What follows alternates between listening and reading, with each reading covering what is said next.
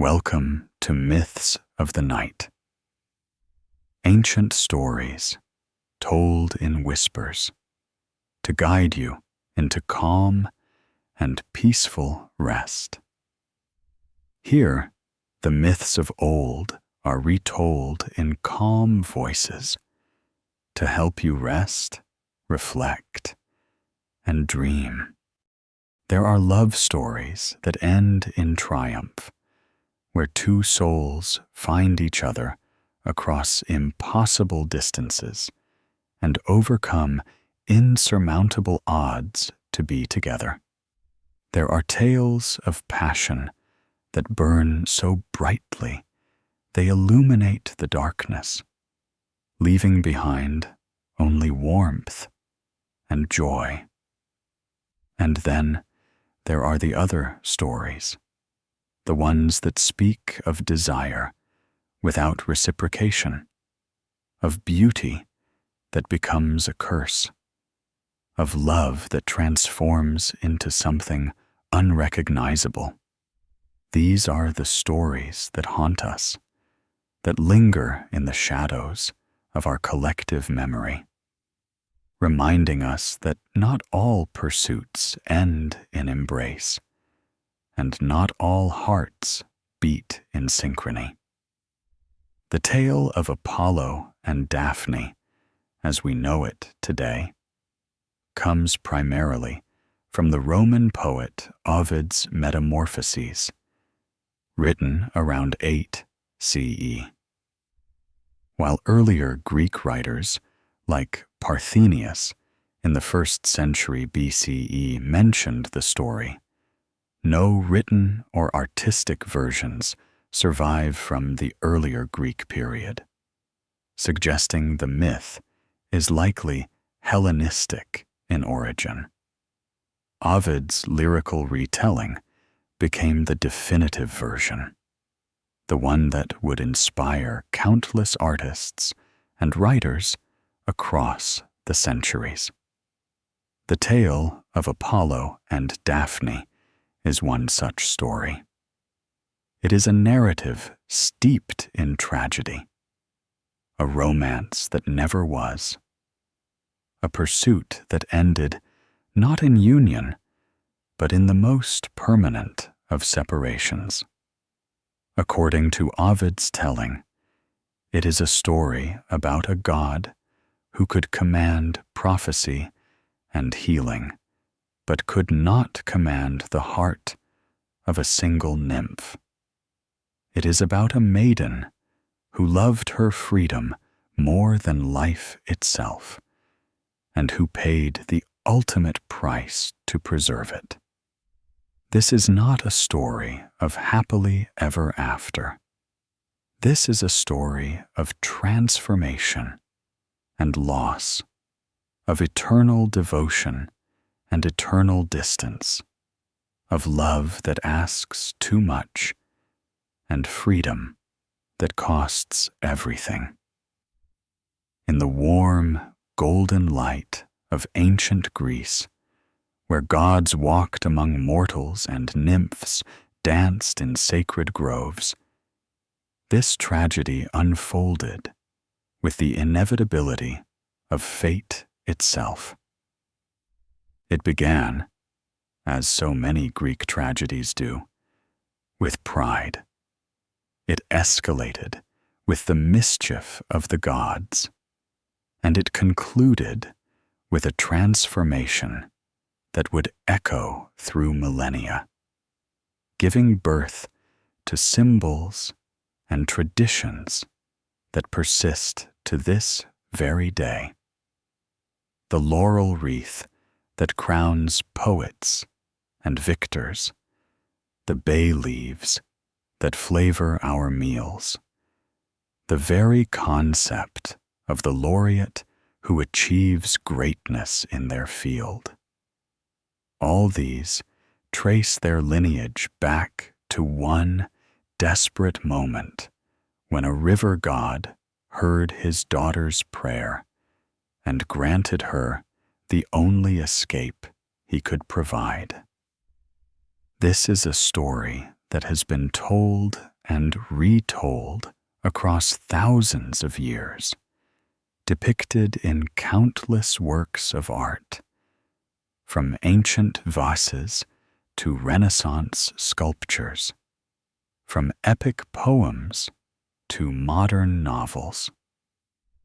Artists have sought to capture that pivotal moment when flesh becomes bark, when arms become branches, when a beating heart stills into the slow pulse of sap through wood.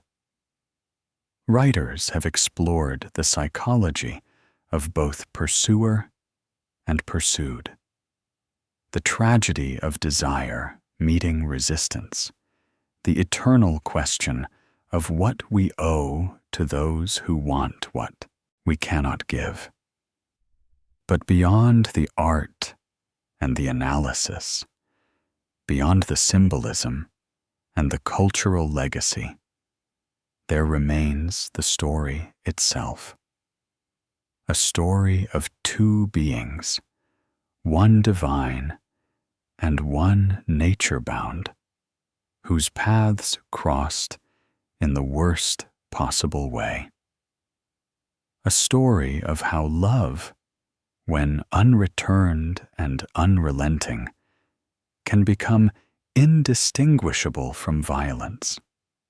A story of how the desperate desire to escape can lead to a prison more permanent than any chains.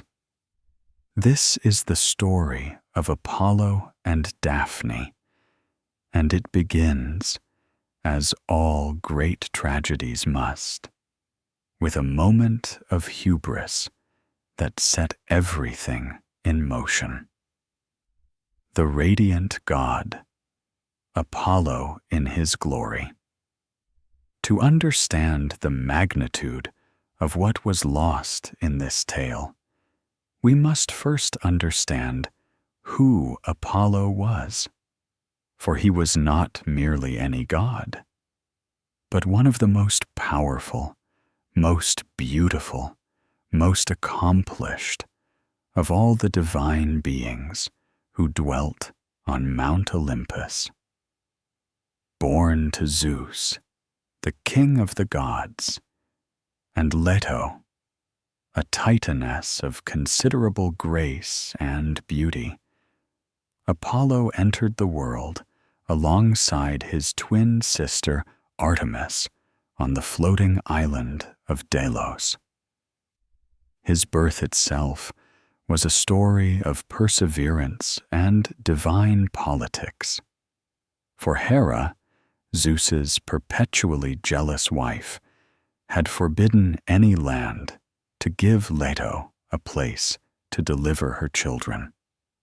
Only Delos, a barren, wandering island, dared to offer sanctuary. And there, beneath a palm tree, the twins who would become two of the most revered Olympians first drew breath. From the moment of his birth, Apollo was marked for greatness. Fed on nectar and ambrosia by Themis herself, the infant god grew to full divine maturity in a matter of days, a testament to the power that flowed through his immortal veins. While still barely more than a child by divine standards, Apollo performed his first great deed, one that would establish his reputation and secure his place among the most formidable of the gods. He sought out and destroyed the Python, a monstrous serpent born from the primordial mud left behind by the great deluge that had once cleansed the earth. This creature, vast and terrible, had terrorized the lands around Mount Parnassus and guarded the sacred chasm at Delphi, where the ancient earth oracle resided. Armed with a bow and arrows, crafted by Hephaestus, the divine smith, Apollo tracked the python to its lair. The battle was fierce and legendary. The young god loosed arrow after arrow, each one striking true, each one weakening the great serpent until at last it fell, its massive coils going slack, its reign of terror ended.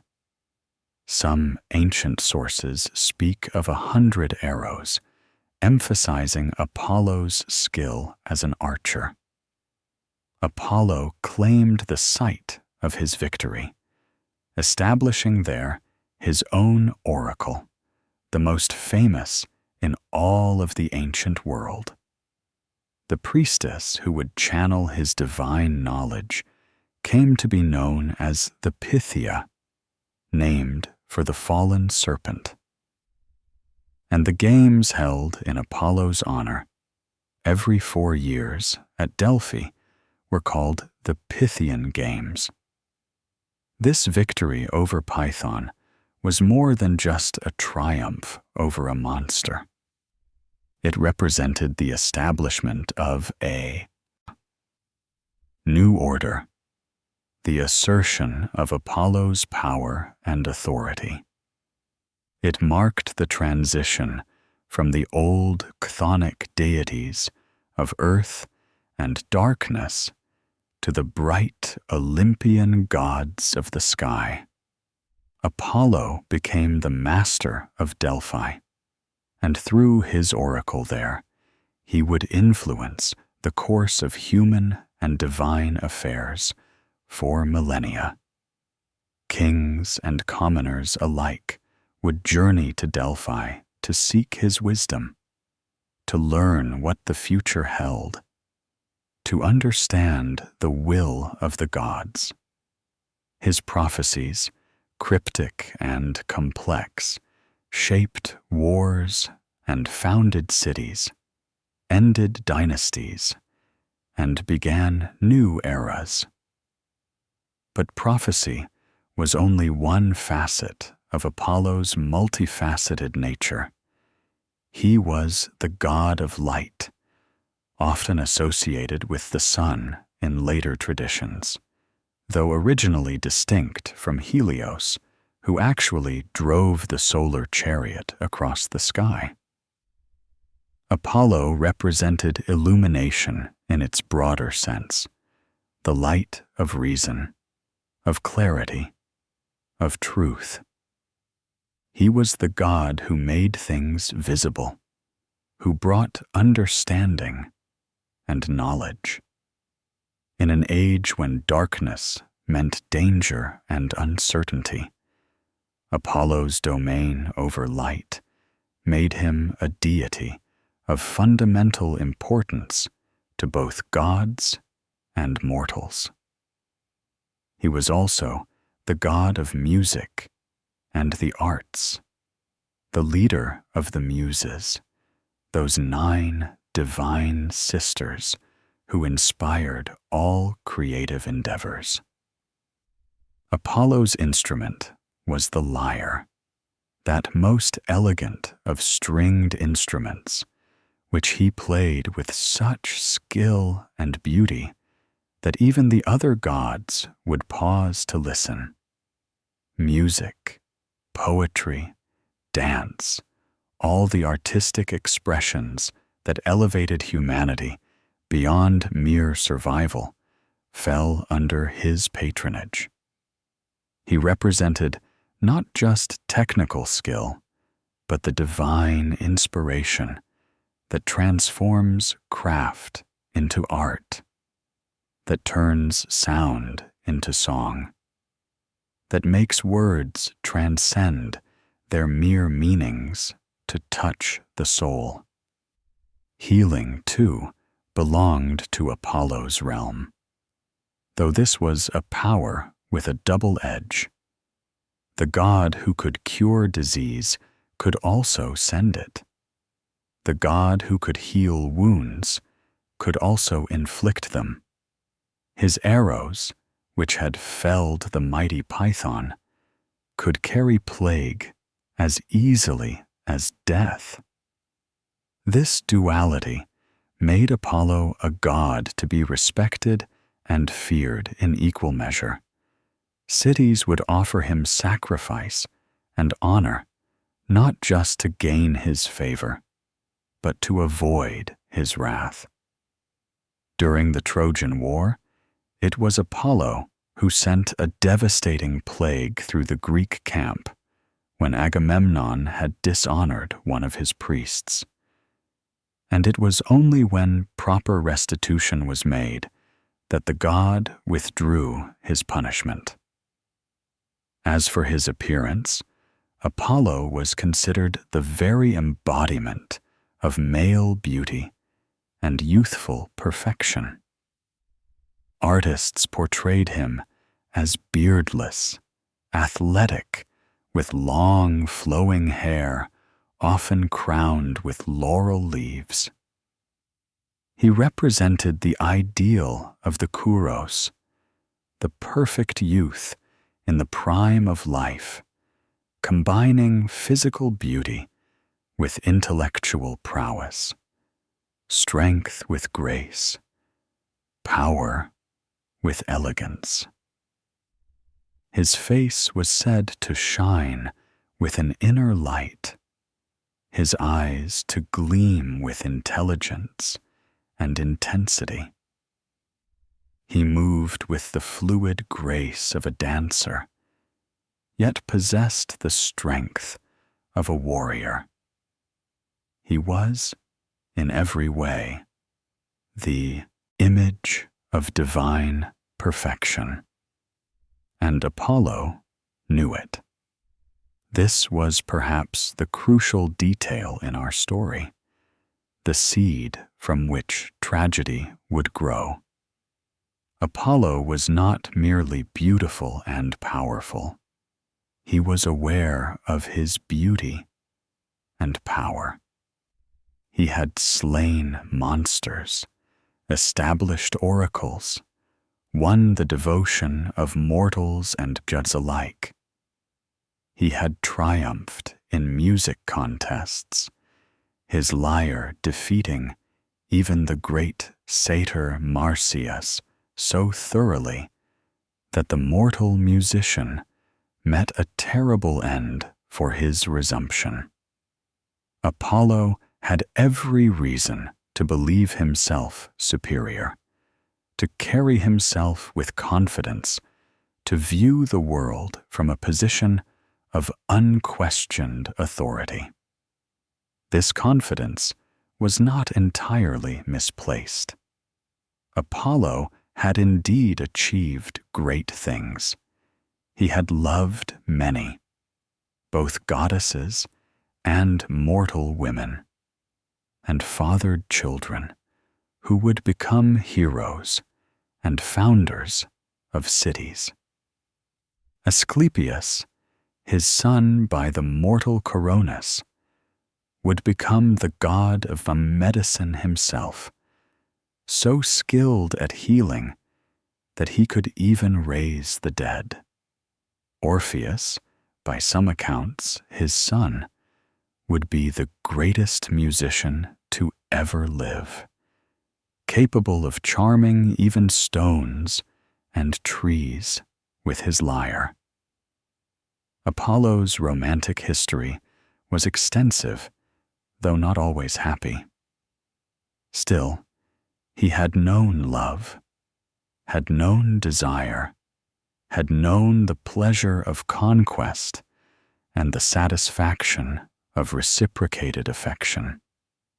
But he had never known rejection, not true rejection, not the kind that would wound his pride and inflame his passion simultaneously, not the kind that would drive him to pursue beyond all reason, beyond all dignity, beyond all the wisdom that his prophetic powers should have granted him. That lesson lay ahead of him, in a forest glade where a nymph named Daphne ran free, her heart belonging only to the wild places and the virgin huntress Artemis, standing there in the aftermath of his victory over Python, his quiver full of divinely crafted arrows, his confidence at its peak. Apollo could not have known that he stood at the precipice of the greatest defeat of his existence, a defeat that would come not from a monster or a rival god, but from a simple nymph who wanted nothing more than to be left alone, a defeat that would be eternal, immortalized in the very symbol he would wear upon his brow for all the ages to come. But before that defeat could unfold, before that chase could begin, there had to be a catalyst. And that catalyst had a name: Eros, the untamed spirit, Daphne's world.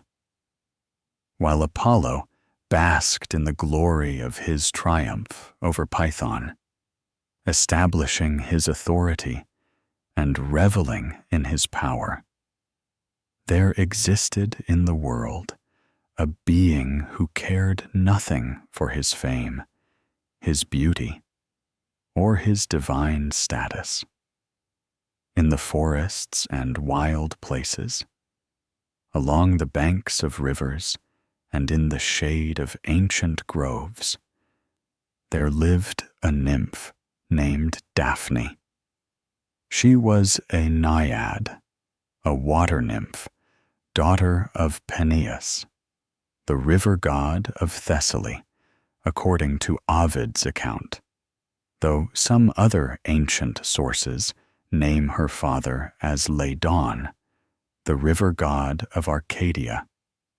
Her mother was variously described as the nymph Creusa, or even Gaia herself, the primordial earth. But whatever the specifics of her parentage, one thing was certain: Daphne was a creature of nature, born of water and wilderness, more comfortable among the trees than in any palace or temple.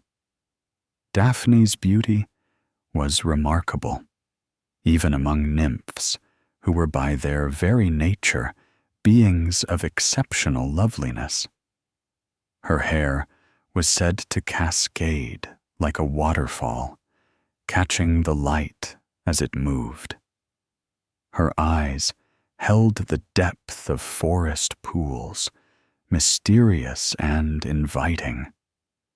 Her form was lithe and strong, shaped by endless days of running through the woods, climbing rocky slopes, wading through streams. She moved with an unself-conscious grace, the natural elegance of a deer or a river otter, completely at home in her element. To see her was to see something winda and free, untouched and untouchable, a vision of nature itself given female form. But Daphne's beauty was not what defined her, at least not in her own eyes. What mattered to Daphne was her freedom. She had dedicated herself to a life of perpetual virginity, following in the footsteps of Artemis, the virgin goddess of the hunt.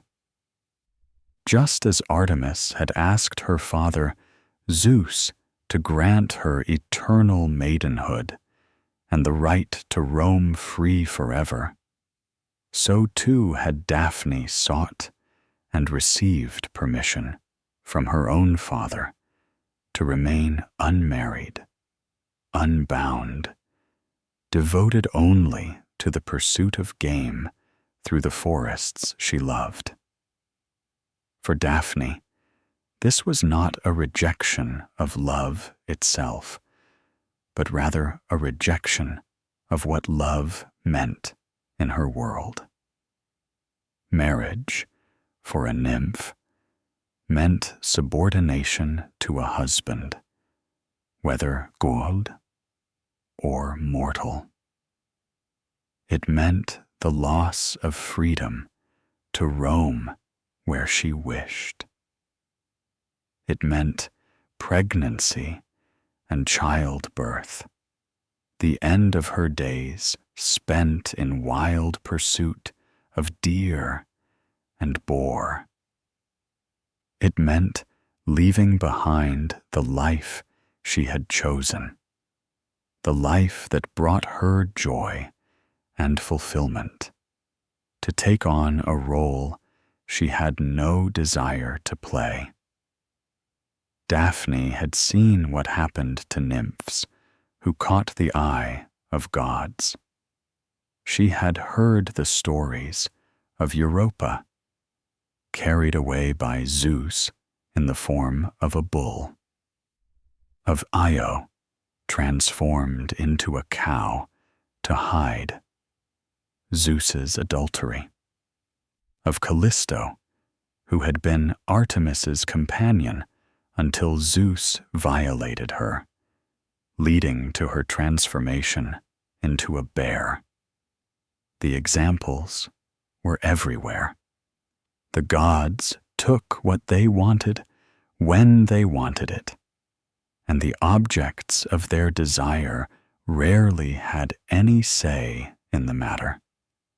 Daphne had no wish to become another cautionary tale, another nymph whose name would be spoken with pity and whose fate would serve as a warning to others. She wanted only what she had, the freedom to run through the forests with Artemis's huntresses, to feel the wind in her hair and the earth beneath her feet, to draw her bow and bring down game, to swim in her father's cool waters and sleep beneath the stars. This desire was not unreasonable. It was not a rejection of all connection or all joy. Daphne loved many things.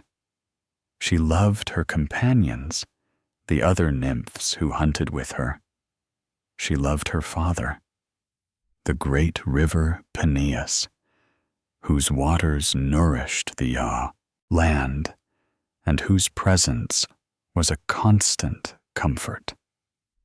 She loved the forests themselves, knew every glade and grove, every cave and clearing. She loved the challenge of the hunt, the patience required to track prey, the skill needed to make a clean kill. She loved the simple pleasures of her existence, the taste of wild berries, the sound of birdsong at dawn, the feel of cool water on a hot day. But many desired to take all of this from her.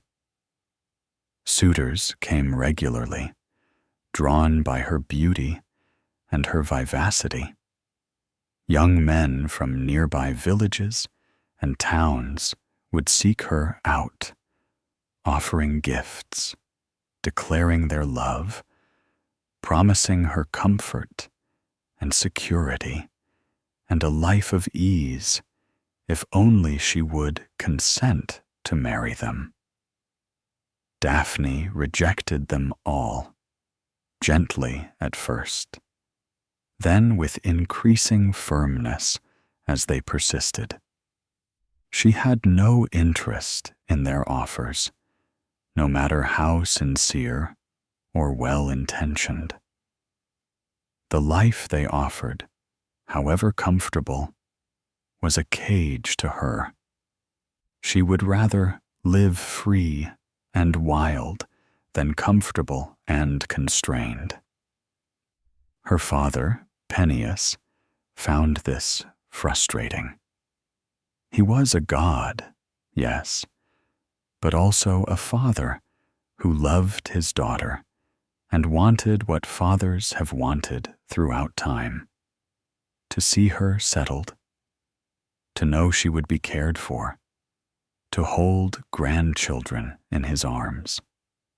He would speak to her, his voice gentle but tinged with exasperation, reminding her that she was of marriageable age, that suitable matches had presented themselves, that the time for childhood games in the forest should give way to the responsibilities of adult life.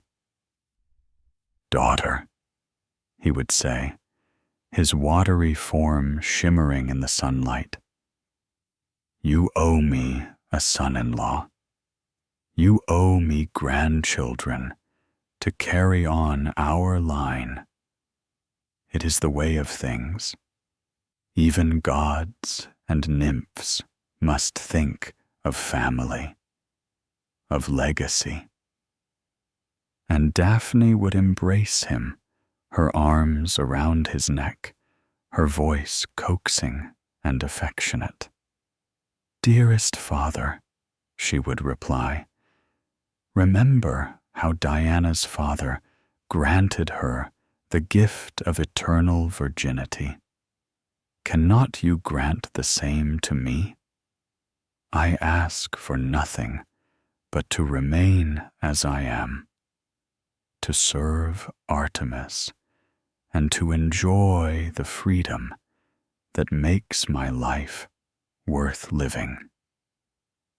Peneus would sigh, unable to deny his beloved daughter, yet unable to fully agree with her choice. "Your very beauty works against your wish," he would warn her. "Men see you and desire you. Gods may see you and desire you. Your loveliness itself prevents the fulfillment of your prayer." But Daphne would only laugh and run off into the forest, her bow across her back, her quiver full of arrows, her heart full of joy at the life she had chosen. She gave no thought to the warnings, no credence to the idea that her beauty was anything but incidental to who she was. She was not her appearance. She was her choices, her actions, her devotion to the wild goddess she served. And she would remain so, she believed, for as long as she drew breath. In this belief, she was both right and wrong. She would indeed be marked by Artemis forever, but not in the way she imagined, not in the way she had hoped and prayed for. The freedom she so cherished was about to be threatened not by any mortal suitor, not by any well-meaning father, but by the attention of one of the most powerful gods in all the Olympian pantheon. And the threat would come in the most unexpected way, through the vengeful action of another god entirely, a god who had been insulted and who possessed the power to alter the hearts of both mortals and immortals alike. Daphne's world of simple pleasures and wild freedom was about to collide with forces beyond her control, beyond her resistance, beyond anything she had ever imagined. And in that collision, everything she held dear would be transformed in ways that neither she nor those who loved her could ever have anticipated. Wounded pride. When gods clash. The gods of ancient Greece were many things, magnificent and terrible, generous and cruel, wise and petulant. But above all else, they were proud. Pride suffused every aspect of their divine nature, from their towering achievements to their terrible vendettas. It was pride that drove them to great deeds and terrible crimes. It was pride that built Olympus, and pride that tore it apart in civil war. And it was pride, in the end, that brought Apollo and Daphne together in the most tragic way possible. In the aftermath of his victory over the Python, Apollo was at the peak of his confidence. He had established his oracle at Delphi, had proven his worth as a warrior and archer, had taken his place among the great gods of Olympus. His arrows had felled a monster that had terrorized the land. His aim had been true, his courage unquestionable, his triumph complete. He walked through the world with the bearing of a conquering hero, and indeed, that is what he was. It was in this state of elevated self-regard that Apollo encountered Eros, the god of love, whom the Romans would later call Cupid. The meeting was chance, or perhaps it was fate, that most cruel of Greek concepts that even the gods could not fully escape. Eros was practicing with his own bow, a smaller, lighter weapon than Apollo's great war bow, and the sight of it sparked something in Apollo. Perhaps it was the contrast between his own recent glorious victory and this child god playing with what appeared to be a toy. Perhaps it was simply that Apollo's pride had grown so large that it needed to express itself, to assert dominance, to remind everyone, including other gods, of his superiority. Whatever the motivation, Apollo's words were cutting and condescending. "What are you doing with such weapons, boy?" he called out, his voice dripping with mockery. "That bow is meant for hands like mine, hands that can strike true at any distance, that can bring down monsters and enemies alike. I have just slain the Python with 1,000 arrows, each one finding its mark. What business does a child have with arms meant for warriors? Stick to your little torch, boy. Leave the serious weapons to those of us who know how to use them." The insult was multi-layered and calculated, whether Apollo fully realized it or not.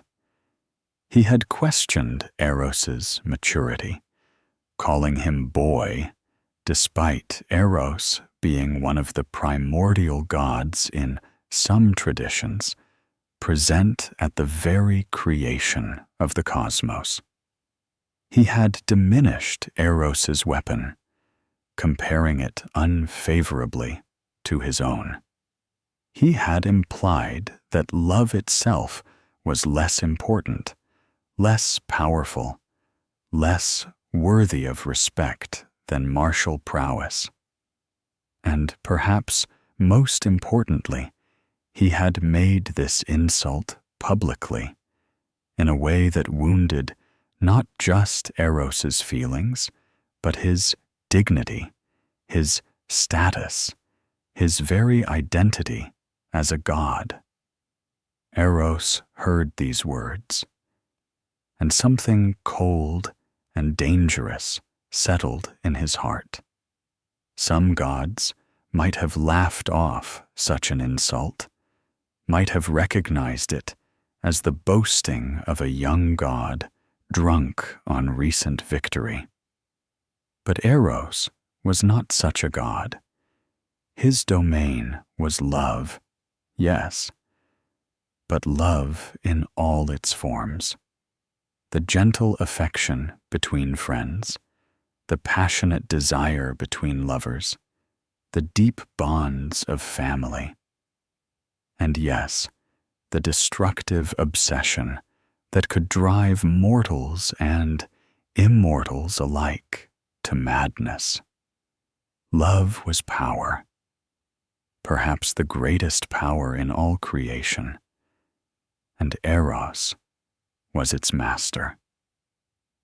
You may hit any target with your arrows, Phoebus, Eros replied, his voice deceptively calm, deceptively childlike. But my arrow will hit you. By as much as all creatures yield to the power of the gods, so much does your glory yield to mine. It was not a threat. It was a promise. And it was a statement of fundamental truth that Apollo, in his arrogance, failed to grasp.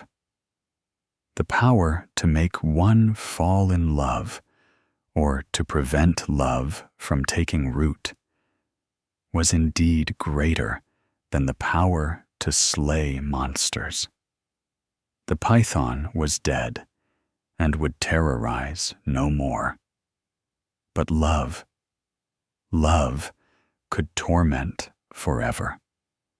Love could transform the mightiest god into a desperate supplicant. Love could turn pride into humiliation, confidence into desperation, victory into defeat. With divine precision and purpose, Eros selected 2 arrows from his quiver. These were not the golden-tipped arrows of affection he used to create gentle, mutual love. These were something else entirely, instruments of cosmic retribution, tools designed to create the most exquisite torment imaginable. The first arrow was fashioned from purest gold, with a razor-sharp point that gleamed in the sunlight. This arrow, when it struck its target, would kindle in their heart a love so powerful, so all-consuming, that nothing else would matter. The person struck would become obsessed, desperate, willing to sacrifice everything for the object of their desire. The second arrow was entirely different. Crafted from dull lead with a blunt tip, this arrow created the opposite effect. Rather than kindling love, it extinguished it. Rather than creating desire, it produced revulsion. A person struck with this leaden arrow would find the very thought of love repugnant. If someone pursued them romantically, they would feel not indifference, but active disgust, a desperate need to escape, to put distance between themselves and the unwanted suitor. Eros knocked the golden arrow, drew back his small but powerful bow, and let fly. The arrow flew true, striking Apollo in the chest, piercing through his divine flesh, embedding itself in his heart. Apollo barely noticed the impact, so slight was the physical sensation. But the arrow had done its work. A change had been wrought in the god's very essence, a transformation as profound as any worked by Zeus's thunderbolts or Hera's curses. Apollo would soon be aware of it, but by then it would be far too late. Without hesitation, Eros drew the second arrow, the leaden one, and looked for an appropriate target. It had to be someone Apollo would find desirable, someone whose rejection would wound him deeply. Eros's eyes scanned the landscape until they fell upon a figure moving through the forest below. A nymph, beautiful and free, her movements graceful and unaffected, her joy in her wild life evident in every step. Perfect. Eros aimed and fired. The leaden arrow struck Daphne as she ran through the trees, pursuing a deer through the afternoon shadows. Like Apollo, she barely registered the impact, but the arrow had done its work. Where before she had been merely disinterested in romantic love, now she would be actively repelled by it. Where before she had gently but firmly rejected suitors, now she would flee from them in horror. The stage was set, the trap was sprung, and two lives were about to collide in the most devastating way possible. Eros watched from above, his expression unreadable. This was not cruelty for cruelty's sake, though perhaps it was tinged with a certain satisfaction at showing this arrogant young god that there were powers beyond his understanding. This was a lesson, harsh and unforgiving, about the nature of love and desire, about the powerlessness that even gods could feel when struck by forces they could not control. Apollo would learn humility. Daphne would pay the price for that education, and the world would witness a tragedy that would echo through the ages. The arrows had been loosed. The hearts had been altered. All that remained was for Apollo to see Daphne, and for the inevitable chase to begin. The stage was set for one of the most tragic pursuits in all of mythology. a chase that would end not in capture, but in transformation, not in union, but in the most permanent of separations. The lesson Eros sought to teach was about to unfold, and neither Apollo nor Daphne, god and nymph, would emerge unchanged from what was to come. The fire and the flight. Love becomes pursuit. The exact moment when Apollo first saw Daphne is lost to history, transformed into myth. But we can imagine it with the clarity of tragedy. Perhaps it was at the forest's edge where shadow meets sunlight. Perhaps it was by the banks of her father's river where she paused to drink from cool, clear waters. Perhaps it was in a glade where she had just brought down a deer, her face flushed with the exertion of the hunt, her hair disarrayed, her simple tunic marked with the honest labor of her chosen life. Wherever and whenever it happened, the effect was instantaneous and devastating. Apollo looked upon Daphne, and Eros's golden arrow did its work. The god of prophecy, who could see futures unfolding in multiple directions, found his vision narrowing to a single point. Daphne. Her name became a heartbeat, a prayer, an obsession. Where before he had known desire in its various forms, now he knew a want so total, so overwhelming, that it eclipsed everything else. The oracle at Delphi, the lyre and its music, the victory over Python, none of it mattered. Only Daphne mattered. Only possessing her, claiming her, making her his own, held any meaning. His prophetic powers, ironically, failed him at the crucial moment. He couldn't see how this would end. The future, usually clear to his divine sight, was occluded, hidden behind the power of Eros's arrow.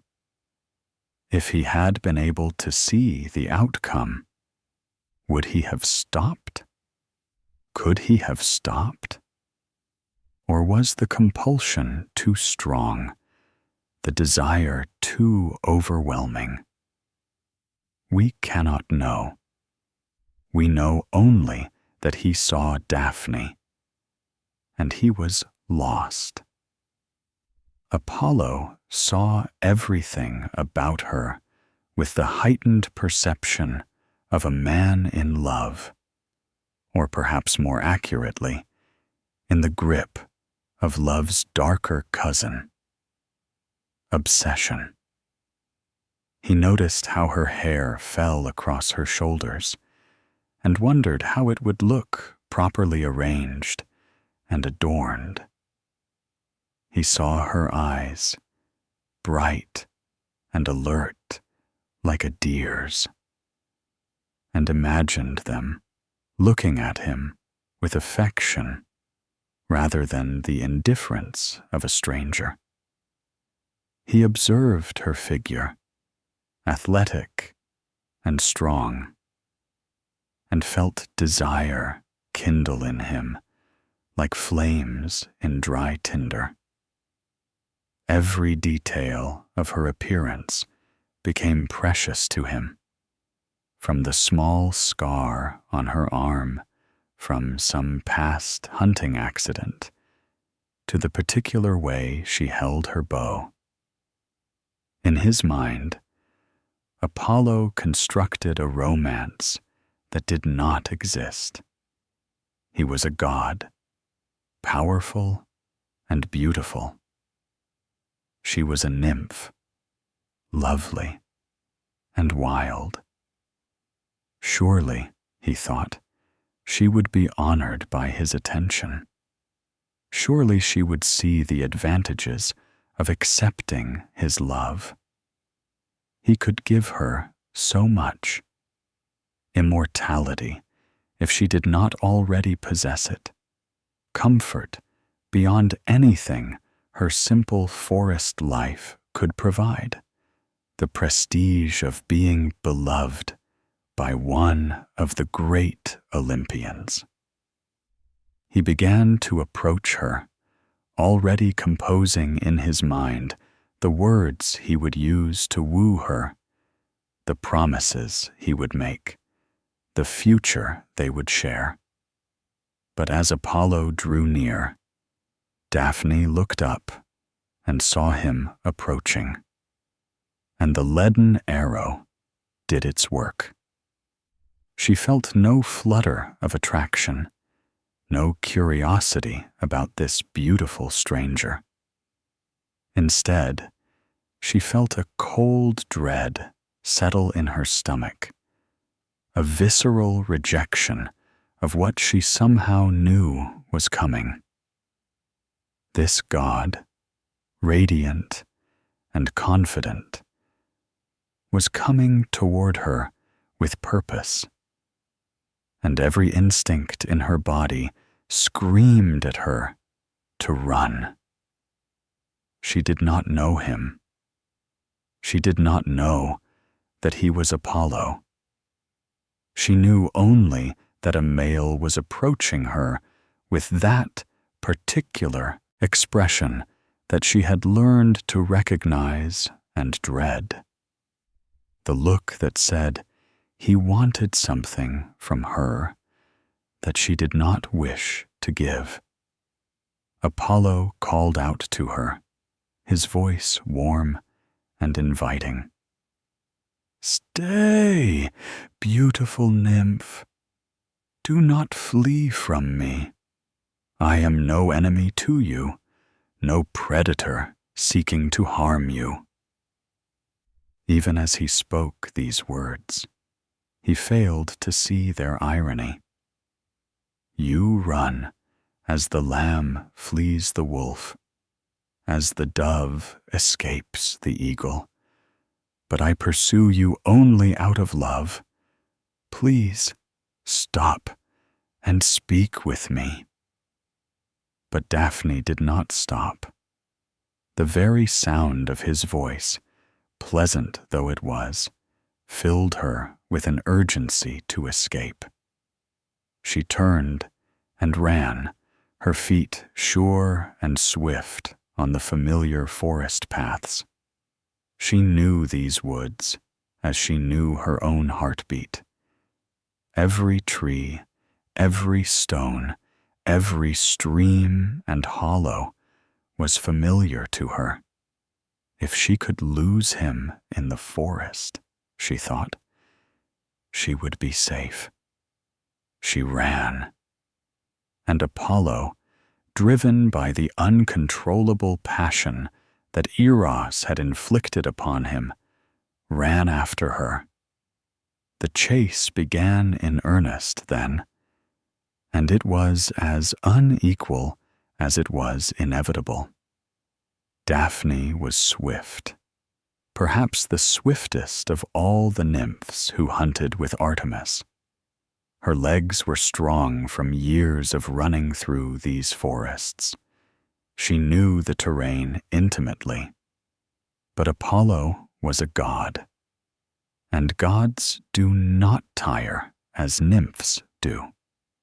More than that, the power of Eros's arrow drove him forward with supernatural determination. He had to catch her, had to make her understand, had to convince her of his love.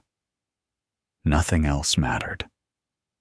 As he pursued her, Apollo continued to call out, his words a mixture of pleading and boasting, trying any approach that might make her stop, might make her listen. "Wait!" he cried. "Ask anyone who I am, and you will flee no more. I am not some common shepherd or farm boy. I am Apollo, son of Zeus himself.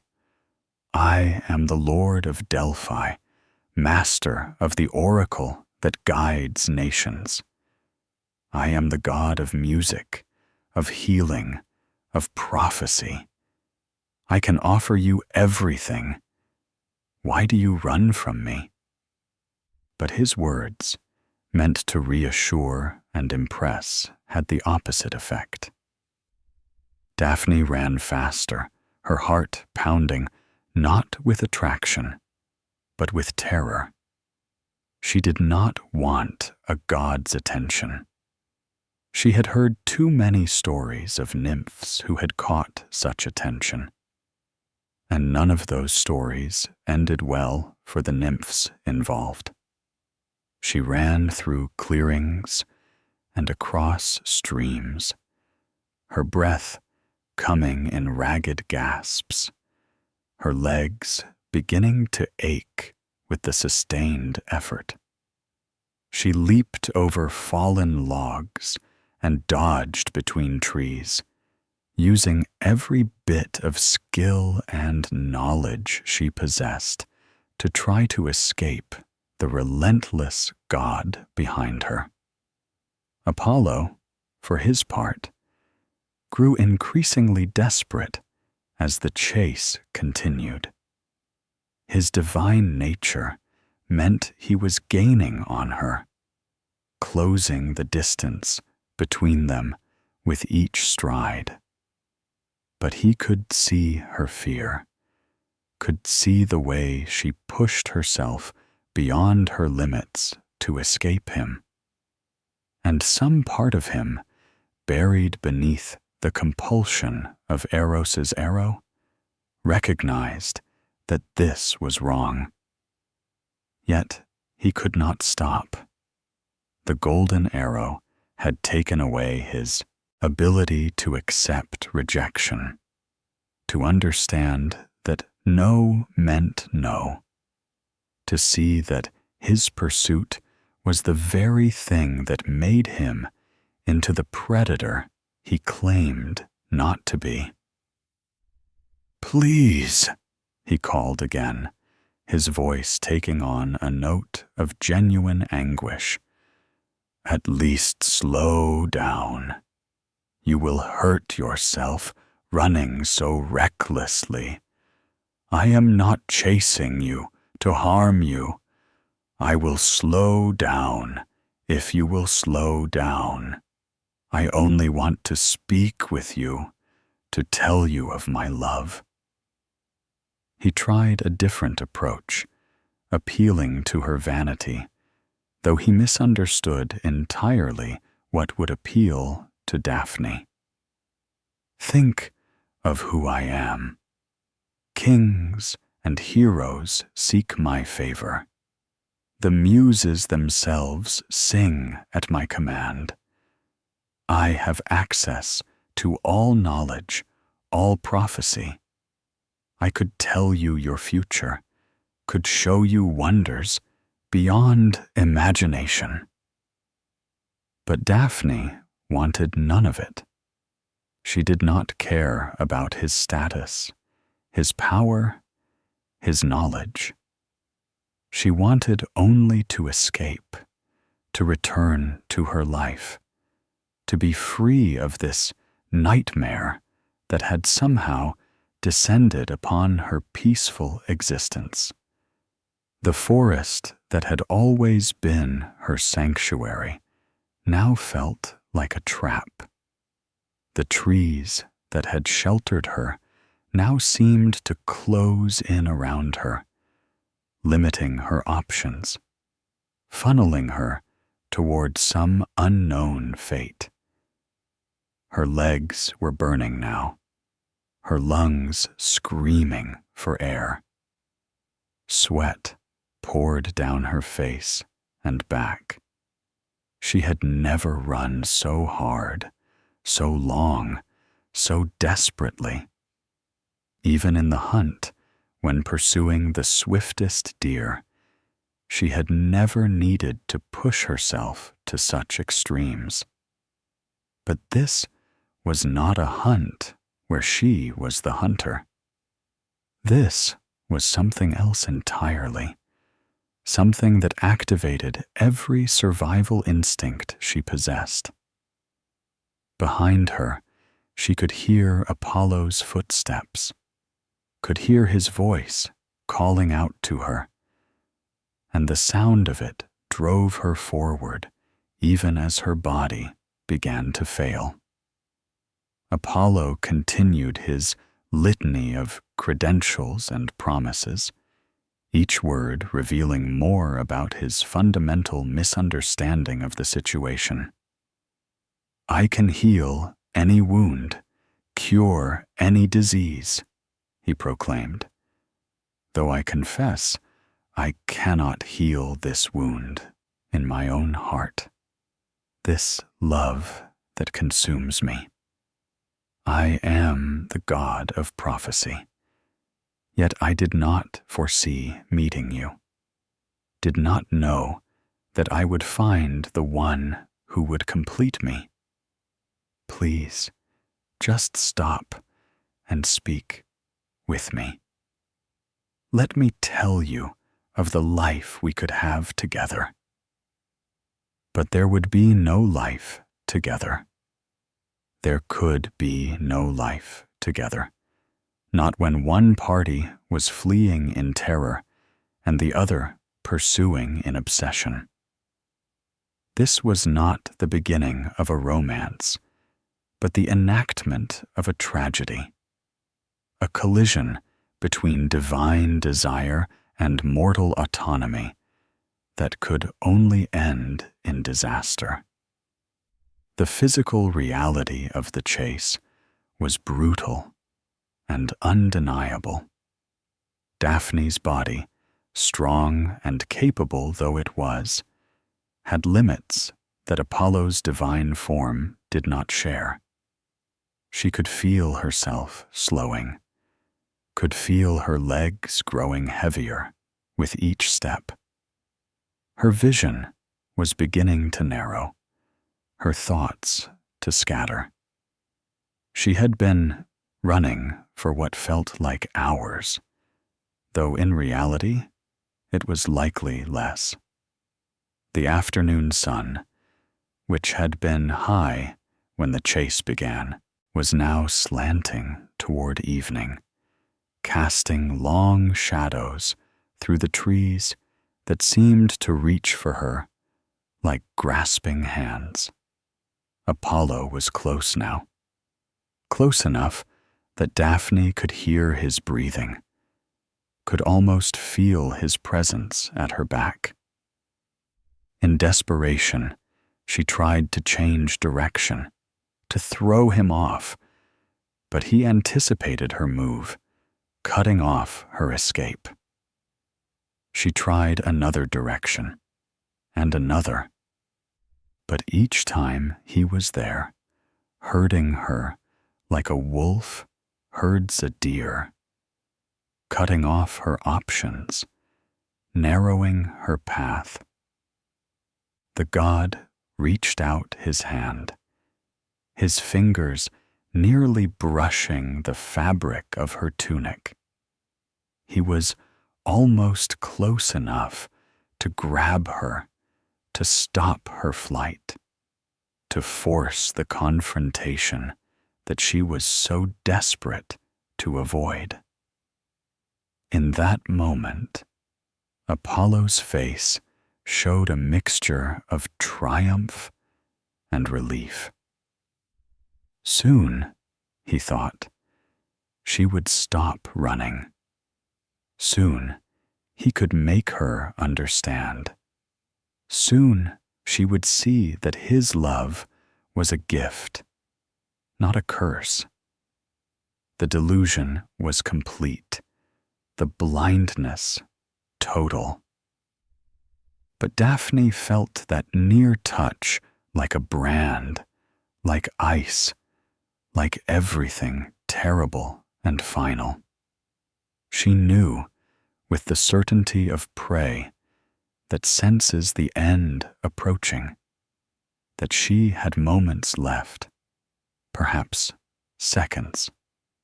Her body was failing, her speed decreasing with each stride. Soon she would collapse, or stumble, or simply be unable to go on. And then what? Then this god who claimed to love her would catch her, would claim his prize, would take from her everything she held dear. Her mind raced even as her body slowed, searching for any escape, any solution, any way out of this nightmare. She could not outrun him, that much was clear. She could not hide, for surely a god could find her wherever she tried to conceal herself. She could not fight him. A nymph against an Olympian, it would be futile. But surrender was unthinkable. To give up her freedom, her bodily autonomy, her very self, was worse than death.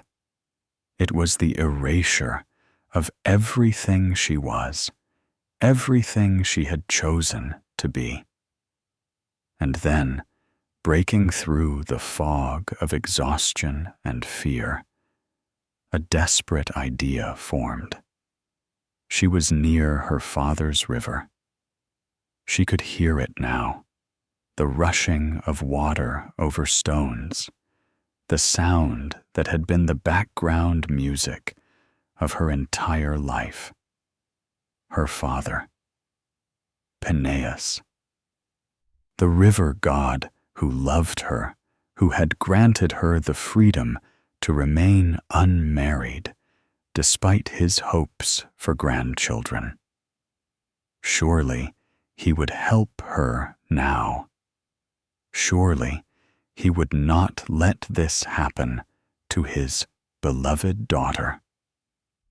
With the last of her strength, Daphne changed direction, running now not away from Apollo, but toward the river, toward the sound of flowing water, toward her father and the only help she could imagine. She burst through the tree line and onto the riverbank, the water gleaming before her in the golden light of late afternoon. Behind her, Apollo matched her move, bursting from the trees only seconds later, his hand reaching for her, his fingers mere inches from grasping her. Daphne did not have time to explain, did not have breath for eloquent prayers.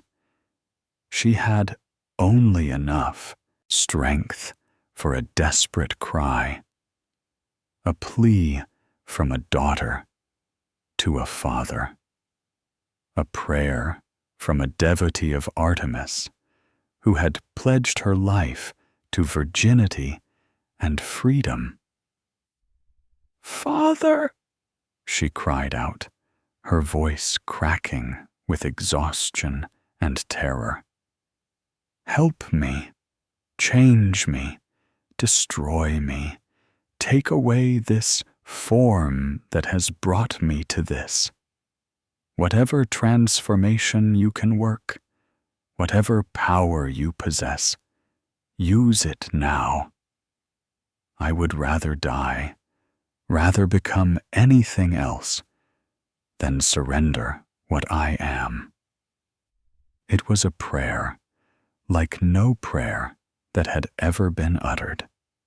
Not a request for prosperity or protection, not a plea for victory or vindication, but a desperate demand for transformation, for the destruction of self in order to preserve something more important than existence itself. Daphne was willing to give up her life, her form, her very identity, if only she could escape the fate that Apollo represented. For a moment, time seemed to stop. Apollo's hand was reaching for her. Daphne's feet were planted on her father's riverbank. The water rushed by, indifferent and eternal. The sun hung in the sky, illuminating a scene that was about to change the course of mythology forever. And then Peneus, hearing his daughter's desperate prayer, made a choice that no parent should ever have to make. The transformation, when flesh becomes wood. Peneus heard his daughter Ishur's prayer, and his heart broke. Here was the child he loved, the nymph who brought joy to his waters, who danced along his banks, who embodied everything well and free and beautiful in the world. And she was begging him to destroy that form, to take away everything she was, to transform her into something else, anything else, rather than submit to the God who pursued her. What choice did a father have? What could he do but grant her desperate wish?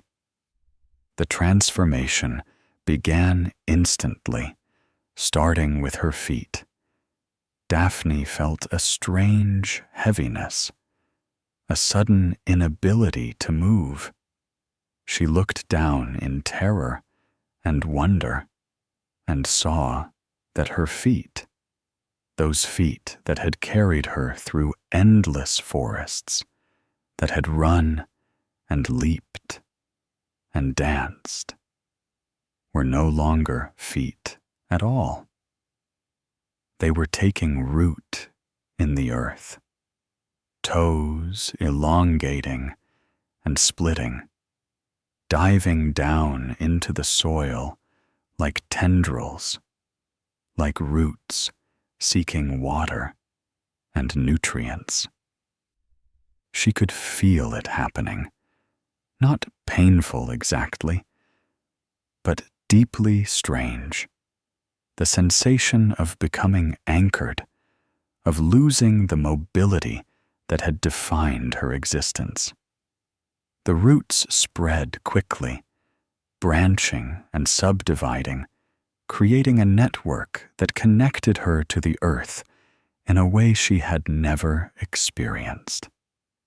She could feel the coolness of the soil, the moisture held within it, the tiny organisms that lived in the darkness beneath the surface. It was not unpleasant, this connection, but it was absolute. She would never run again, never hunt, never dance with her sisters, or swim in her father's river. The transformation was taking from her everything she had been, and there was no stopping it, no reversing it. From her feet, the change moved upward. Her legs, strong and swift, began to stiffen and harden. The soft flesh transformed into wood, rough bark forming over skin that had been smooth and warm. She could feel sensation fading from her lower body, replaced by something different. An awareness that was broader, but less acute. She was becoming aware of the wind in a new way, of the sun's warmth, of the water in the soil feeding her through her roots. But the human sensations, the feeling of muscles and bones, of blood flowing through veins, those were disappearing. Her torso was next. She felt her waist solidify, her spine becoming rigid in a way that had nothing to do with posture and everything to do with fundamental transformation. Where she had breathed with lungs, taking in air and expelling it, now there was a different kind of respiration, slower and more subtle. The exchange of gases through bark and leaves. Her heart, which had been pounding with exertion and fear, began to slow, the rhythm changing from the quick pulse of a terrified nymph to the slow, steady movement of sap rising through a tree trunk. It was in these moments, as the transformation crept up her body, that Apollo finally reached her. His hand closed around her arm, or what had been her arm only seconds before. But even as he touched her, he felt the change beneath his fingers. The warm, yielding flesh was becoming rough and unyielding. The softness he had imagined embracing was transforming into the hard surface of bark. "No," Apollo breathed, the single syllable carrying within it the weight of his dawning realization. "No, oh no, no. What is happening? Daphne, what have you done?" But Daphne could not answer. Her throat was no longer capable of forming words.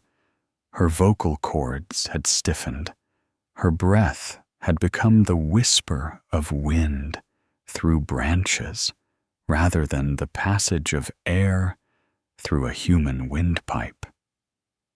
She wanted to tell him that this was his fault, that his pursuit had driven her to this, that his refusal to accept her rejection had left her no choice but this desperate escape. But she could not. She could only feel the transformation continue its inexorable progress. Her arms, which she had raised in her final prayer to her father, were becoming branches. She could feel them elongating, stretching toward the sky, smaller offshoots appearing where her fingers had been. The sensation was of reaching, of growing, of expanding in directions that her human form had never allowed. If there was any consolation in this nightmare, it was that she was reaching toward the sun, toward the sky, toward freedom of a sort, even if it was not the freedom she had known. Her chest, where Apollo's golden arrow had struck, where the wound invisible to the eye had changed everything, became the trunk of the growing tree. The bark formed in patterns like wood grain, like the rings that would mark the passage of years, though this tree would not age as normal trees did. This was a transformed nymph, a being caught between two natures, neither fully one thing, nor the other. Apollo, watching in horror, tried everything he could think of to stop the transformation. He called upon his own powers as a god of healing, trying to reverse what Peneus had begun. But this was not a wound he could heal, not a disease he could cure. This was a fundamental alteration of nature itself, a prayer answered by a river god, and Apollo's healing arts were powerless against it. He pleaded with Peneus, his voice breaking with desperation. "Stop this. Reverse it. You are her father. You love her. How can you do this to her? She is alive. She is beautiful. Don't take her from the world." But Peneus, if he heard, did not respond. He had made his choice, granted his daughter's desperate wish.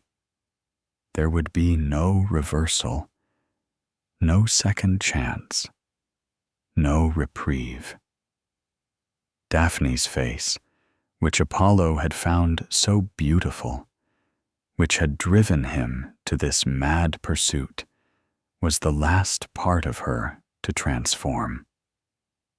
For a moment, her features remained, eyes wide and lips parted, an expression that might have been fear or relief, or perhaps some combination of both. Apollo looked into those eyes, those forest pool eyes that had captured his heart, and saw awareness there.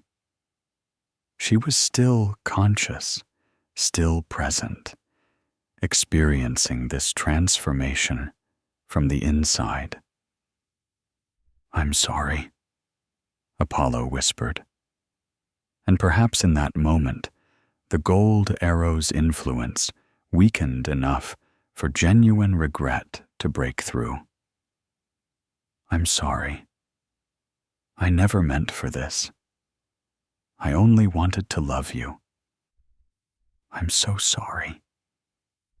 Whether Daphne heard him, whether she understood, whether in that final moment of transformation she felt anything like forgiveness or only relief that her ordeal was ending, we cannot know.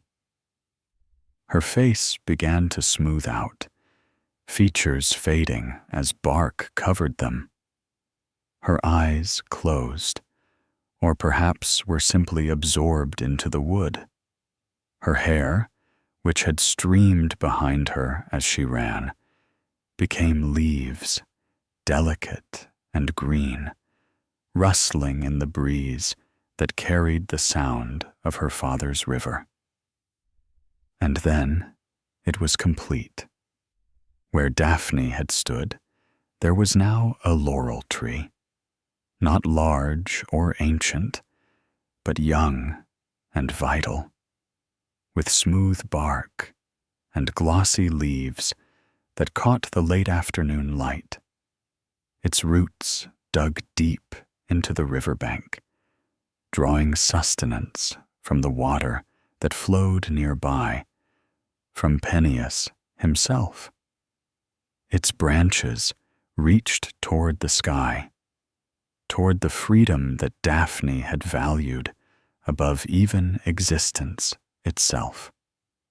Apollo stood before the tree, his hand still resting against its trunk where he had touched Daphne's arm in that final moment. He could feel beneath his palm something that might have been a pulse, might have been the movement of sap through the wood. Might have been his imagination trying desperately to find some remnant of the nymph he had pursued. But whether she was still in there, whether any consciousness remained, whether Daphne, in any meaningful sense, still existed, he could not tell. Slowly, Apollo sank to his knees before the tree, his divine pride shattered, his confidence destroyed, his heart broken in a way he had never imagined possible. He had pursued what he wanted, certain that his desire, his love, his divine status would be enough.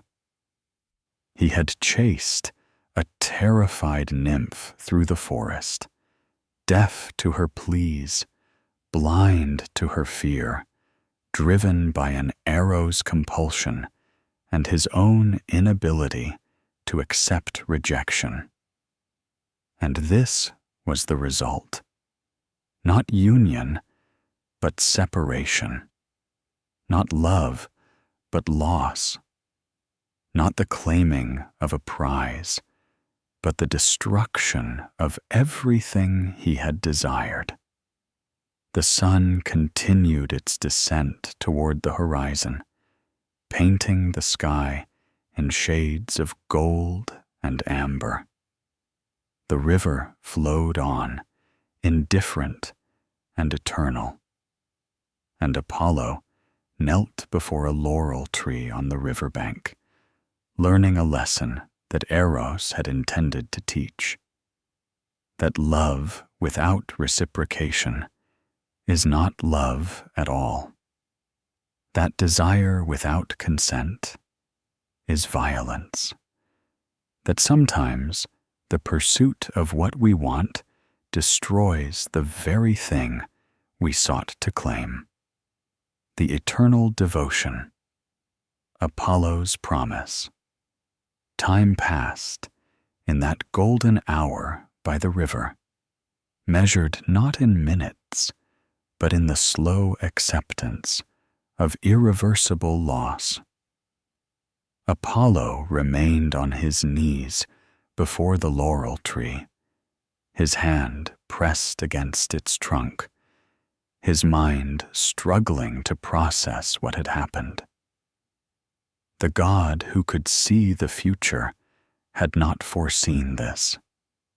The God who could heal any wound could not heal this. The God whose arrows never missed their mark had missed the mark entirely in a way that had nothing to do with archery and everything to do with understanding what he had been doing, what he had become in his pursuit. Gradually, as the shock began to fade, replaced by a grief so profound it seemed to hollow him out from within, Apollo became aware of something. Beneath his palm, where he touched the tree's bark, there was definitely a pulse. Faint, slow. Nothing like the quick heartbeat of a nymph in flight, but something. A rhythm that spoke of life, of continued existence, of Daphne still present in some form within this wooden prison she had chosen over his embrace. "You're still there," Apollo whispered, his voice rough with unshed tears. Gods could cry, though they rarely did, and Apollo felt moisture on his cheeks as he spoke to the tree. "You're still here, aren't you? Still aware, still conscious of what has happened." The tree did not answer, could not answer, but its leaves rustled in a breeze that Apollo had not summoned, a movement that might have been coincidence or might have been response. He chose to believe it was response, chose to believe that Daphne could hear him, could understand what he was about to say. "I was wrong," Apollo said, the words costing him everything, stripping away the last of his pride. "I pursued you when you fled.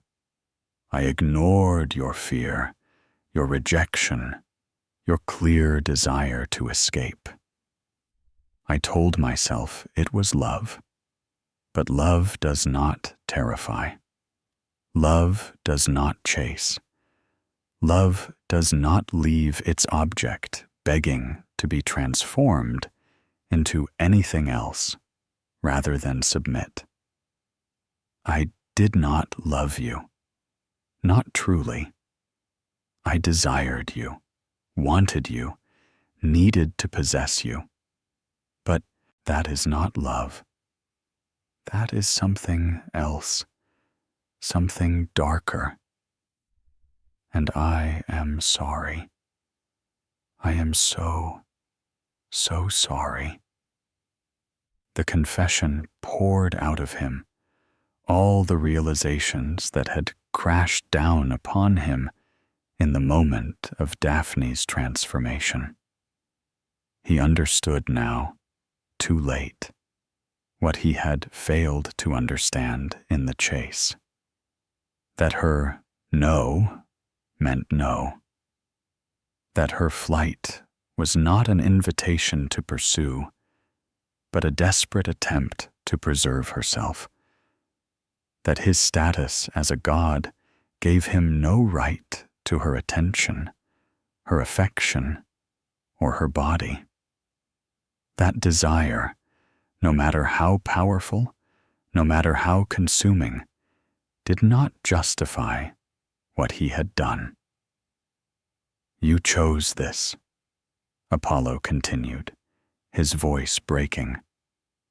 "You chose to become a tree, to give up your nymph form, to surrender your ability to run and hunt and dance, rather than accept my attention. Do you understand what that tells me? Do you understand what that means? It means that I had become something so terrible, so frightening, that non-existence as yourself was preferable to my presence. That is what I did to you. That is what I made you feel. And I will carry that knowledge for the rest of eternity." The leaves rustled again, and a few fell, drifting down to land on Apollo's shoulders and in his hair. He gathered them carefully, reverently, holding them in his palms like the precious things they were. Each leaf had been part of Daphne, was still part of Daphne in whatever form she now existed. They were all he would ever have of her, and they were infinitely more than he deserved. In that moment of complete devastation and understanding, Apollo made a decision. If he could not undo what had been done, if he could not restore Daphne to her nymph form, if he could not take back his pursuit and the transformation it had caused, then he would at least ensure that she was never forgotten, never dishonored, never regarded as simply another victim of a god's lust. She would be remembered, honored, held sacred for all time. "Hear me, Daphne," Apollo said, his voice taking on the formal cadence of a divine oath. "Since you cannot be my bride, you will be my tree. You will be sacred to me forever. Your leaves will crown my head, will adorn my lyre, will mark those who achieve greatness in the arts that I patron. Victors will wear crowns of your leaves. Poets will be honored with wreaths woven from your branches. The Pythian Games, held in my honor at Delphi, will crown their champions with laurel. You will become a symbol of victory, of achievement, of excellence, and through that symbolism, your name will live forever." It was a promise and a penance, a way to honor her and to remind himself of his failure all at once. Every time Apollo saw a laurel wreath, he would remember this moment. Every time a poet was crowned with laurel leaves, he would think of the nymph who had preferred transformation over his touch. Every time victors celebrated with laurel crowns, he would be reminded of the victory that had eluded him, the only pursuit he had lost, the only prize that had escaped him by choosing to escape existence itself. "Your leaves will remain evergreen," Apollo continued, drawing on his divine power to make this promise reality. "You will not know the death of winter, will not drop your leaves in autumn like other trees. You will be evergreen, eternal, a constant reminder of what happened here, of what I did, and what you chose. And I will wear your leaves upon my own head, a crown that is also a reminder of my shame, my failure, my lesson learned too late." Apollo reached up and plucked a small branch from the tree, careful not to damage it, treating it with a reverence he had not shown to Daphne herself when she lived and breathed and ran. He wove the branch into a simple crown, which he placed upon his own head.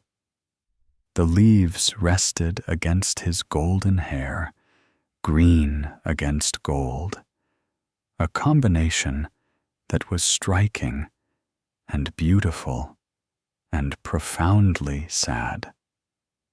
"I will never forget you," Apollo promised. "Never forget this day, this lesson, this moment when I learned that not everything can be claimed, not everything can be possessed, that sometimes love means letting go, accepting rejection, allowing the object of your affection to remain free, even if that means free from you. I learned it too late to save you, too late to prevent this tragedy. But I have learned it, and I will carry this knowledge and this crown and this grief for all eternity." The sun was setting now, the golden light fading to amber, and then to the deep blue of twilight. The river flowed on, Peneus's waters carrying away the day toward the sea.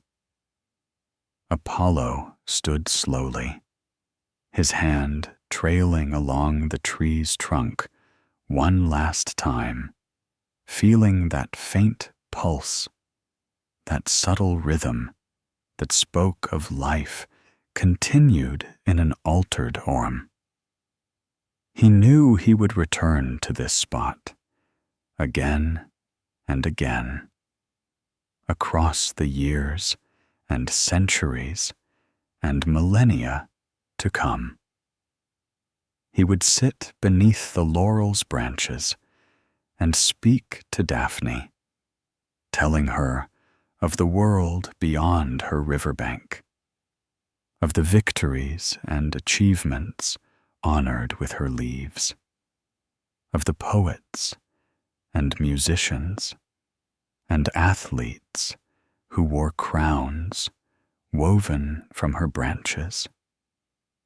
He would bring her offerings, not of the romantic sort that she had feared, but offerings of respect, of remembrance, of penance for what he had done. And whether Daphne could hear him, whether consciousness remained within the tree, we cannot know for certain. Ovid suggests that even as a tree, she shrank from Apollo's kiss, implying some awareness persisted. But the poet leaves this ambiguous, perhaps deliberately so. Perhaps in her tree existence, she would know that she had become something important, something honored, something that would outlast the memory of most nymphs and many gods. Perhaps that knowledge would bring her some comfort in her wooden prison. Or perhaps she would remember only the terror of being chased, the desperation that had driven her to beg for transformation. And Apollo's later devotion would mean nothing compared to his earlier pursuit. Apollo did not know, could not know. He knew only that he would honor his promise, would wear the laurel crown and establish it as a symbol of greatness, would ensure that Daphne's name lived on in poetry and song and story. It was the least he could do, and also all he could do, a god rendered powerless by his own actions, left with nothing but eternal remembrance of the one who had escaped him by becoming something he could never hold. As night fell, Apollo finally turned away from the laurel tree, his shoulders bent with grief, his expression haunted. He walked slowly away from the riverbank, leaving behind the nymph who had become a tree, the living symbol of his greatest failure and his most important lesson.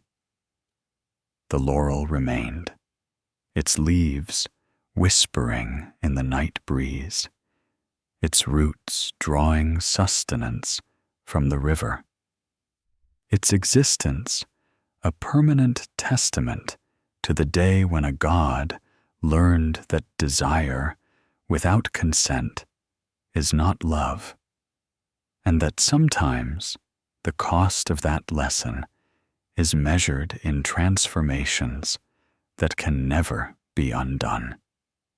The sacred laurel, symbol and significance. From that day forward, according to Ovid's telling, the laurel became sacred to Apollo in ways that extended far beyond the personal grief of a god mourning what he had destroyed.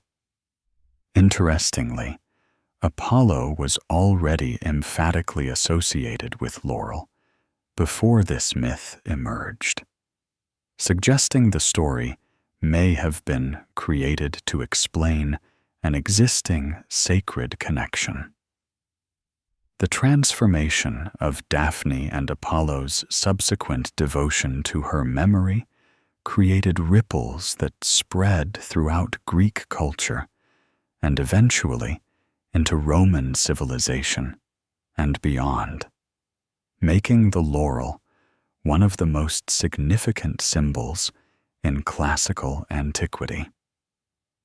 At Delphi, Apollo's most important sanctuary, laurel became central to the religious practices associated with the oracle.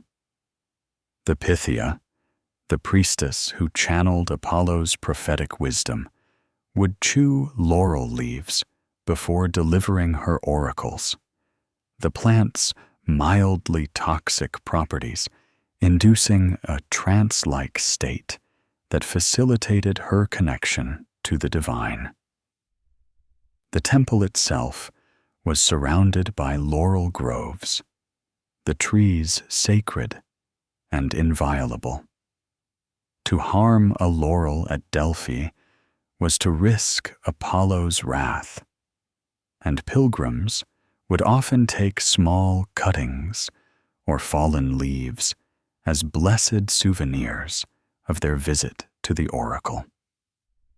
The Pythian Games, one of the 4 Pan-Hellenic games of ancient Greece, were held at Delphi every 4 years in Apollo's honor.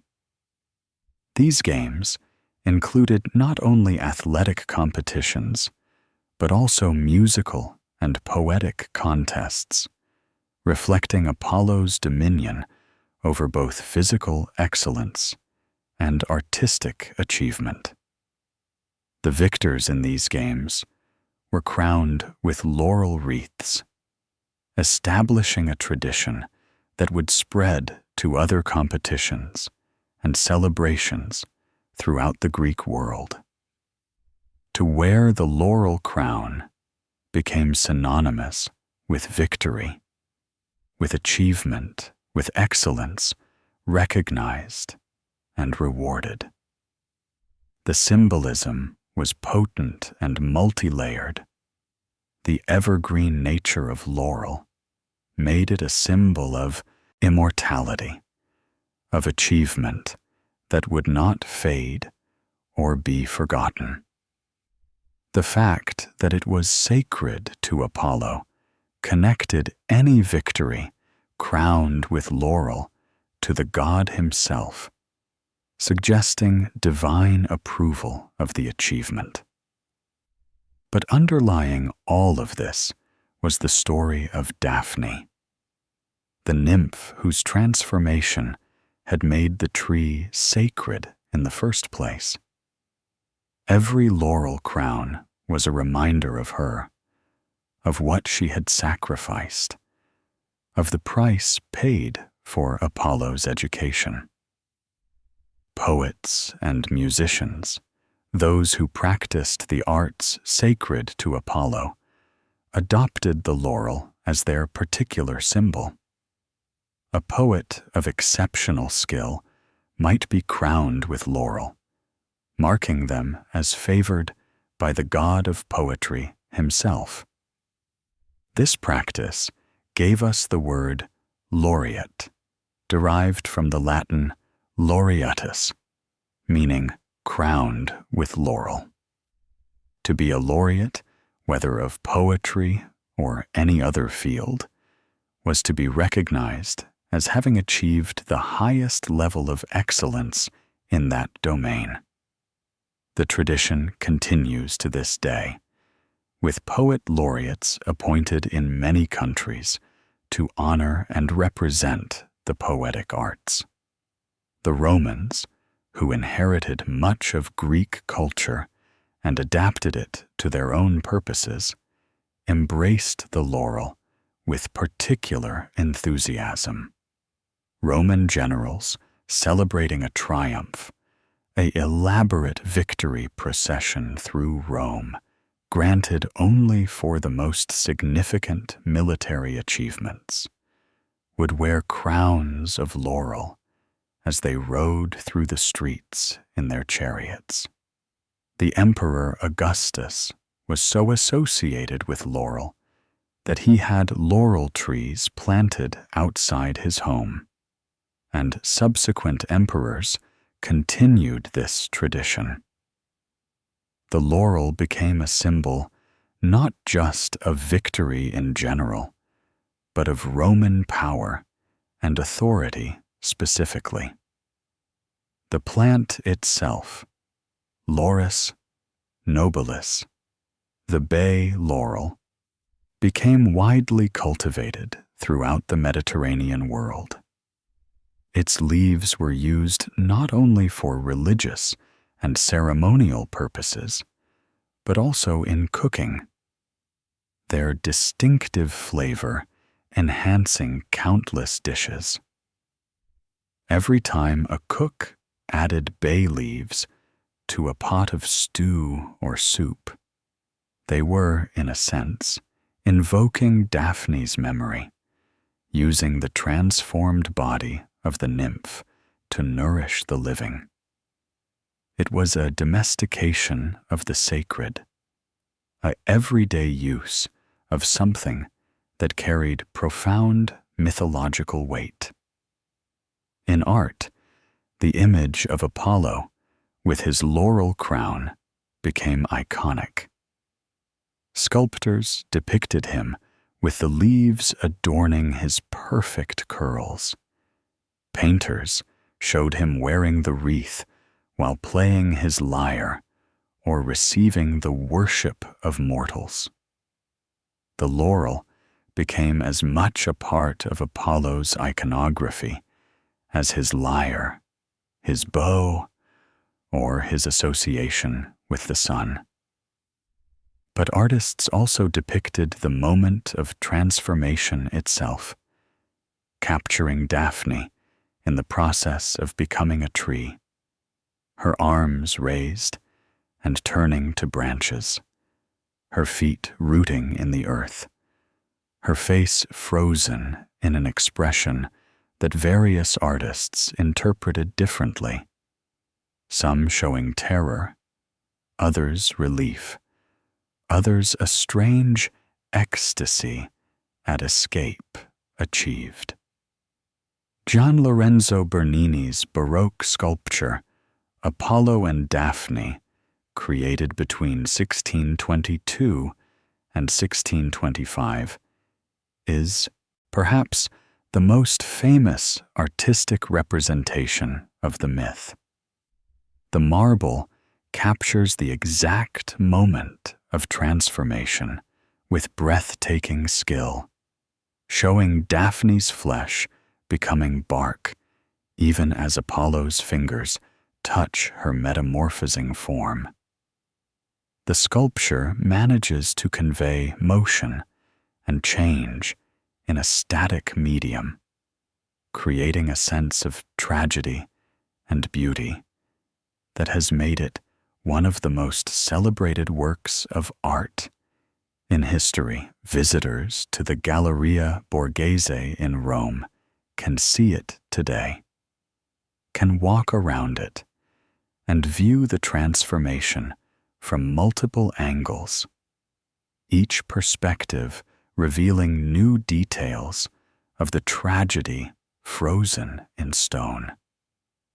In literature, the story of Apollo and Daphne was retold again and again, each generation finding new meanings and interpretations in the ancient myth. Ovid's telling in his Metamorphoses, written in the early years of the Common Era, is the most complete and influential version we possess. Ovid emphasized the tragedy of both characters, Apollo's devastation at what his pursuit had caused, and Daphne's desperate choice of transformation over submission. His version set the standard for centuries of retellings, influencing how subsequent generations understood the myth. During the Renaissance, as classical learning experienced a revival. The myth of Apollo and Daphne found new popularity. Artists and writers saw in it themes that resonated with their own concerns: the relationship between beauty and suffering, the price of desire, the transformation of the earthly into something transcendent. Petrarch's poetry, with its unattainable beloved Laura, whose name echoed Laurel, drew consciously on the Daphne myth, creating a tradition of courtly love poetry that celebrated beautiful, unattainable women who inspired art, but remained forever beyond the lover's reach. But the symbolism of the laurel extended beyond art and literature into practical life in ways both significant and mundane. Laurel was believed to have protective properties, to ward off lightning strikes and evil spirits. Romans would hang laurel branches in their homes during thunderstorms, trusting in Apollo's protection. The plant was used medicinally, treating various ailments from digestive problems to rheumatic pain. Its essential oil was extracted and used in perfumes and unguents. The laurel that symbolized Apollo's eternal devotion to Daphne became integrated into daily life in countless ways. In Christian Europe, despite the dominance of a new religion that officially rejected the old gods, the laurel maintained its symbolic importance. The plant appears in Christian art and literature, sometimes explicitly connected to victory over death or sin, sometimes simply representing excellence and achievement as it had for the Greeks and Romans. The fact that it remained evergreen made it appropriate for Christian symbolism, representing eternal life and resurrection. Thus, Daphne's tree, born from pagan myth, found new life and meaning in a Christian context, demonstrating the enduring power of symbols to transcend their origins. Today, the laurel continues to carry symbolic weight. Academic achievement is recognized with baccalaureate degrees, the term derived from baccalaureate, meaning laurel berry. Film festivals award laurel wreaths to winning films, the symbol instantly recognizable even to those unfamiliar with its mythological origin. The phrase, resting on one's laurels, meaning to become complacent after achieving success, keeps the plant's association with victory alive in common speech. And botanical gardens around the world cultivate laurel trees, some of them specifically planted and labeled as monuments to the Daphne myth, living links to a story told thousands of years ago.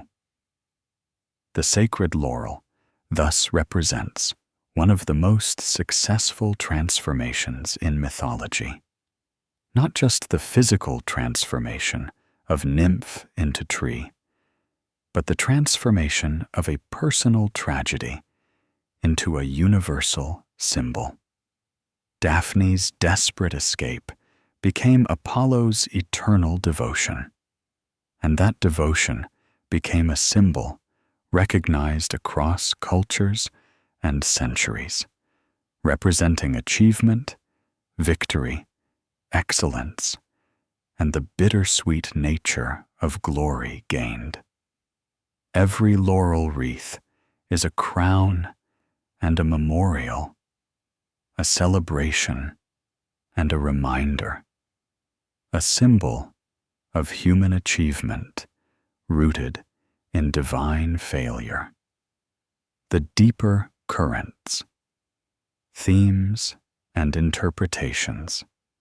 The story of Apollo and Daphne, like all enduring myths, operates on multiple levels simultaneously. On the surface, it is a pursuit story, a divine romance gone wrong, an explanation for why the laurel is sacred to Apollo. But beneath that surface lie deeper currents, themes that speak to fundamental human experiences and concerns that remain relevant across millennia. At its core, this is a story about unrequited love and the refusal to accept rejection. Apollo's pursuit of Daphne demonstrates what happens when desire becomes divorced from respect, when the wanting of another person overrides any consideration of what that person wants. The golden arrow of Eros did not create Apollo's capacity for obsession. It merely revealed it, intensified it, removed whatever restraints might normally have tempered his behavior. The arrow was catalyst, not cause. It showed what Apollo was capable of when his desire was fully unleashed. This raises uncomfortable questions about the nature of love and attraction. If Apollo's feelings were caused by Eros's arrow, can we call them genuine? Or were they artificial, an imposed condition that absolves Apollo of responsibility for his actions? The myth suggests a both answer.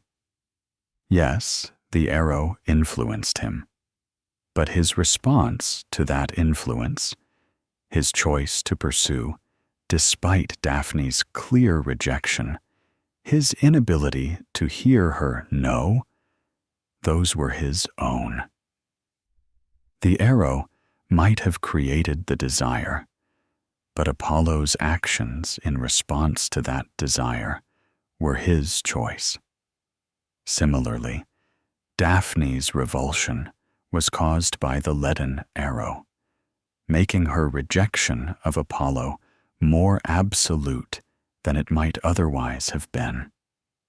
But again, the myth suggests that the arrow merely intensified something that was already there. Daphne had rejected all suitors before Apollo appeared. She had chosen a life of virginity and freedom. The leaden arrow did not create her desire for independence.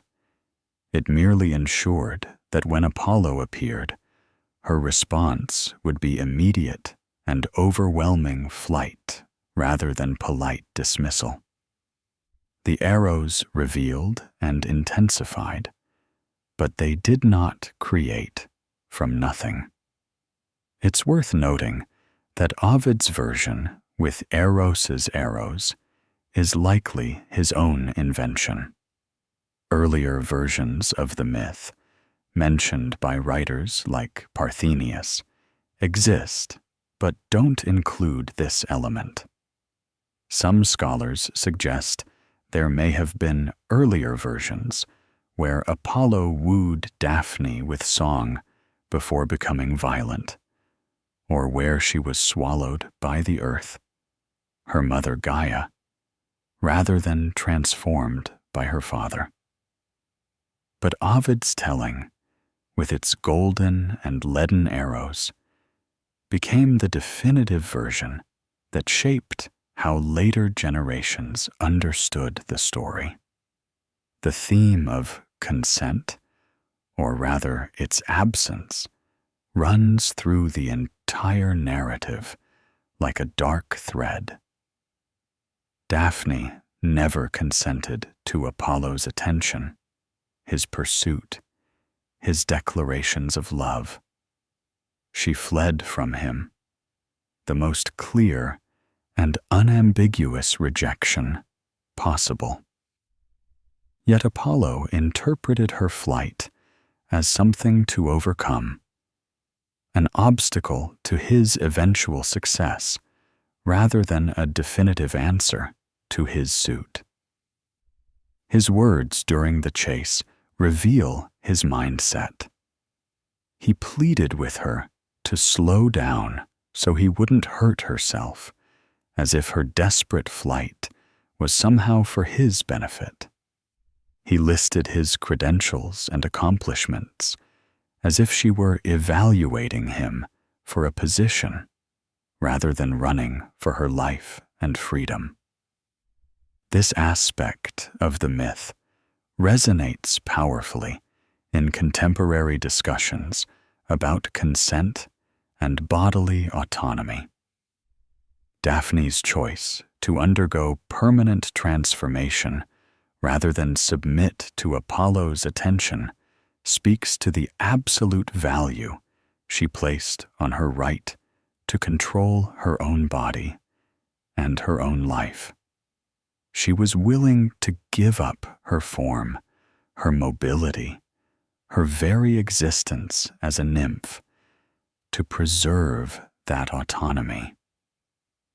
In modern terms, we might say she chose death over violation, though the transformation was not quite death, and Apollo's intentions were not exactly violation in the way he understood them. But that is precisely the point. Apollo did not see his pursuit as threatening or violent. He saw it as love, as courtship, as natural and even praiseworthy. The disconnect between his perception and Daphne's experience is total.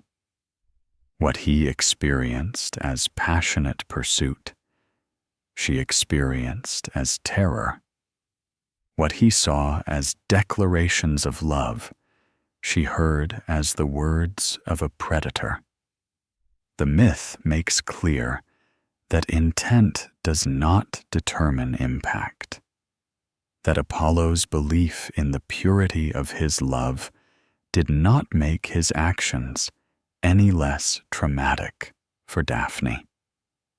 The power imbalance between them is another crucial element.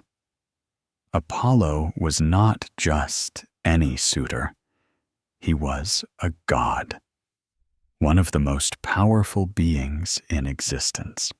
Daphne was a nymph, certainly supernatural, but far below an Olympian in the divine hierarchy. When a being of such power pursues someone with so much less power, the pursuit itself becomes a kind of coercion, regardless of the pursuer's intentions. Daphne could not simply tell Apollo to leave her alone and expect that command to be respected. She could not appeal to authorities, could not seek protection from anyone who could effectively oppose an Olympian god. Her only recourse was flight, and when flight failed, transformation. This power dynamic reflects broader patterns in Greek mythology, where gods regularly pursued nymphs, mortal women, and even mortal men, and where the objects of divine desire rarely had any real choice in the matter. Zeus's many conquests, Poseidon's pursuit of various nymphs, even Hades's abduction of Persephone, all follow similar patterns where divine desire meets mortal or semi-mortal resistance, and the god's will ultimately prevails. The Daphne story is unusual in that the nymph actually escapes, though at tremendous cost. Her transformation is a victory of sorts, but it is a Pyrrhic victory, one that required the sacrifice of everything she was. The role of Peneus in the story raises questions about paternal love and impossible choices. He granted his daughter's desperate prayer, transforming her to save her from Apollo's pursuit. But was this truly salvation? He took away her freedom of movement, her ability to hunt and run and live the life she loved, in order to preserve her virginity and autonomy from Apollo. It was a choice made in extremity, with no good options available. Peneus could have refused, could have tried to negotiate with Apollo, could have attempted to hide Daphne, or protect her in some other way. But in the moment of crisis, he granted what she asked for, giving her the transformation she believed was her only escape. This choice haunts the edges of the story. Did Peneus act out of love or helplessness? Was he empowering his daughter by granting her wish, or failing her by not finding another solution? The myth does not answer these questions explicitly, but they linger. Peneus's grief must have been enormous. Losing his daughter to a transformation that preserved her technically, but robbed him of her presence, her voice, her living companionship. He could never again speak with her, hear her laugh, watch her run through the forests. He preserved her from Apollo, but at what cost to himself and to her? The transformation itself can be read multiple ways. On one level, it is escape, the ultimate removal from an intolerable situation. Daphne chose to become something that Apollo could not possess in the way he desired. As a tree, she was freed from the chase, from the pursuit, from the unwanted attention. But on another level, the transformation is imprisonment, a state of being that removed all agency, all choice, all possibility of action. As a nymph, Daphne could run, could hunt, could choose where to go and what to do. As a tree, she was rooted in place, immobile, dependent on conditions she could not control. Some interpretations see the transformation as a kind of death, the end of Daphne as a conscious being.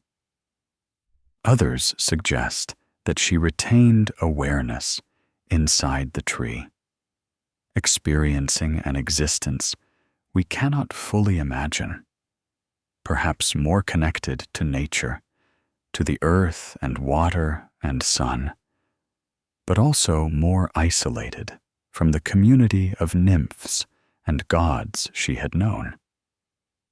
The myth leaves this ambiguous, though Apollo's belief that she could still hear him suggests that some form of consciousness persisted. The evergreen nature of the laurel adds another layer of meaning. Unlike deciduous trees that shed their leaves and appear to die each winter before returning to life in spring, the laurel remains green year-round. It is eternal, unchanging, a constant presence. This makes it an appropriate symbol for lasting achievement and fame, but it also suggests that Daphne's imprisonment is eternal. There is no cycle of death and rebirth for her, no seasonal change, no ending, and new beginning. She is frozen in the moment of her transformation, perpetually escaping and perpetually caught, forever between one state and another. Apollo's grief and his subsequent devotion to the laurel can be read as genuine remorse or as another form of possession. He could not have Daphne as a lover or wife, so he claimed her as a symbol, as his sacred tree, as the plant that would crown victors in his name. In one interpretation, this is respectful, a way of honoring her memory and ensuring she is never forgotten.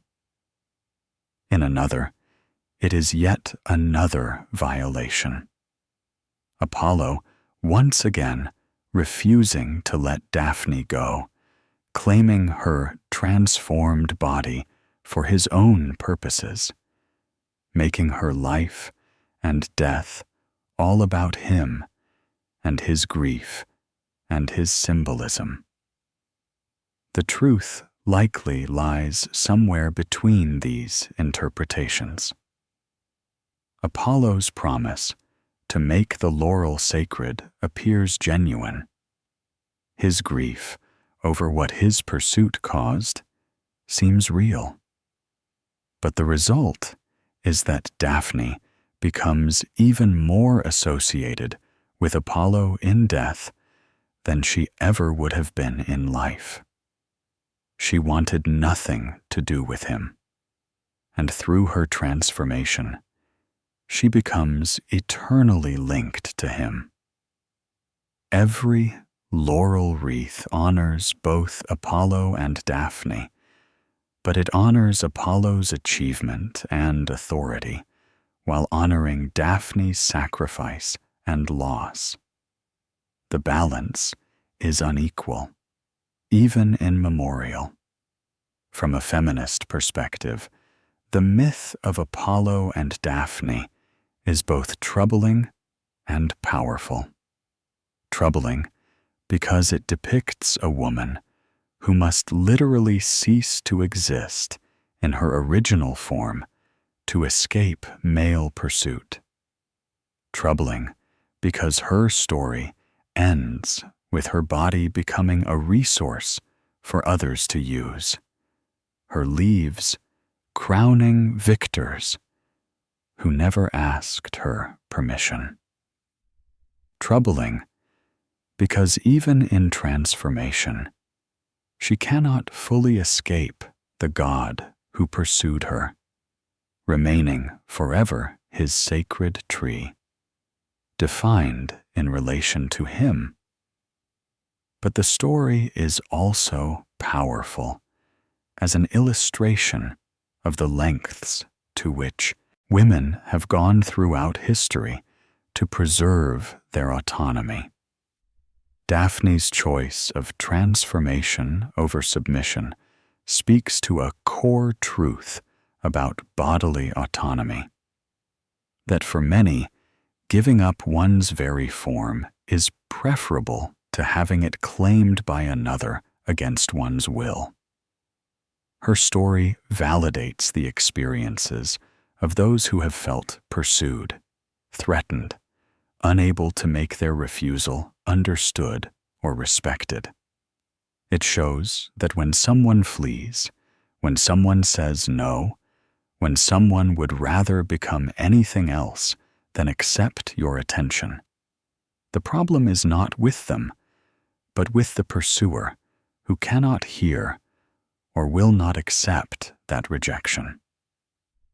The myth also illustrates how women's beauty is so often constructed as something that exists for others, particularly for men. Daphne's father told her that her beauty worked against her wish to remain unmarried, as if her appearance was somehow responsible for men's inability to accept her choices. Apollo justified his pursuit partially on his appreciation of her beauty, as if beauty created an obligation on her part to accept attention, to be grateful for being desired.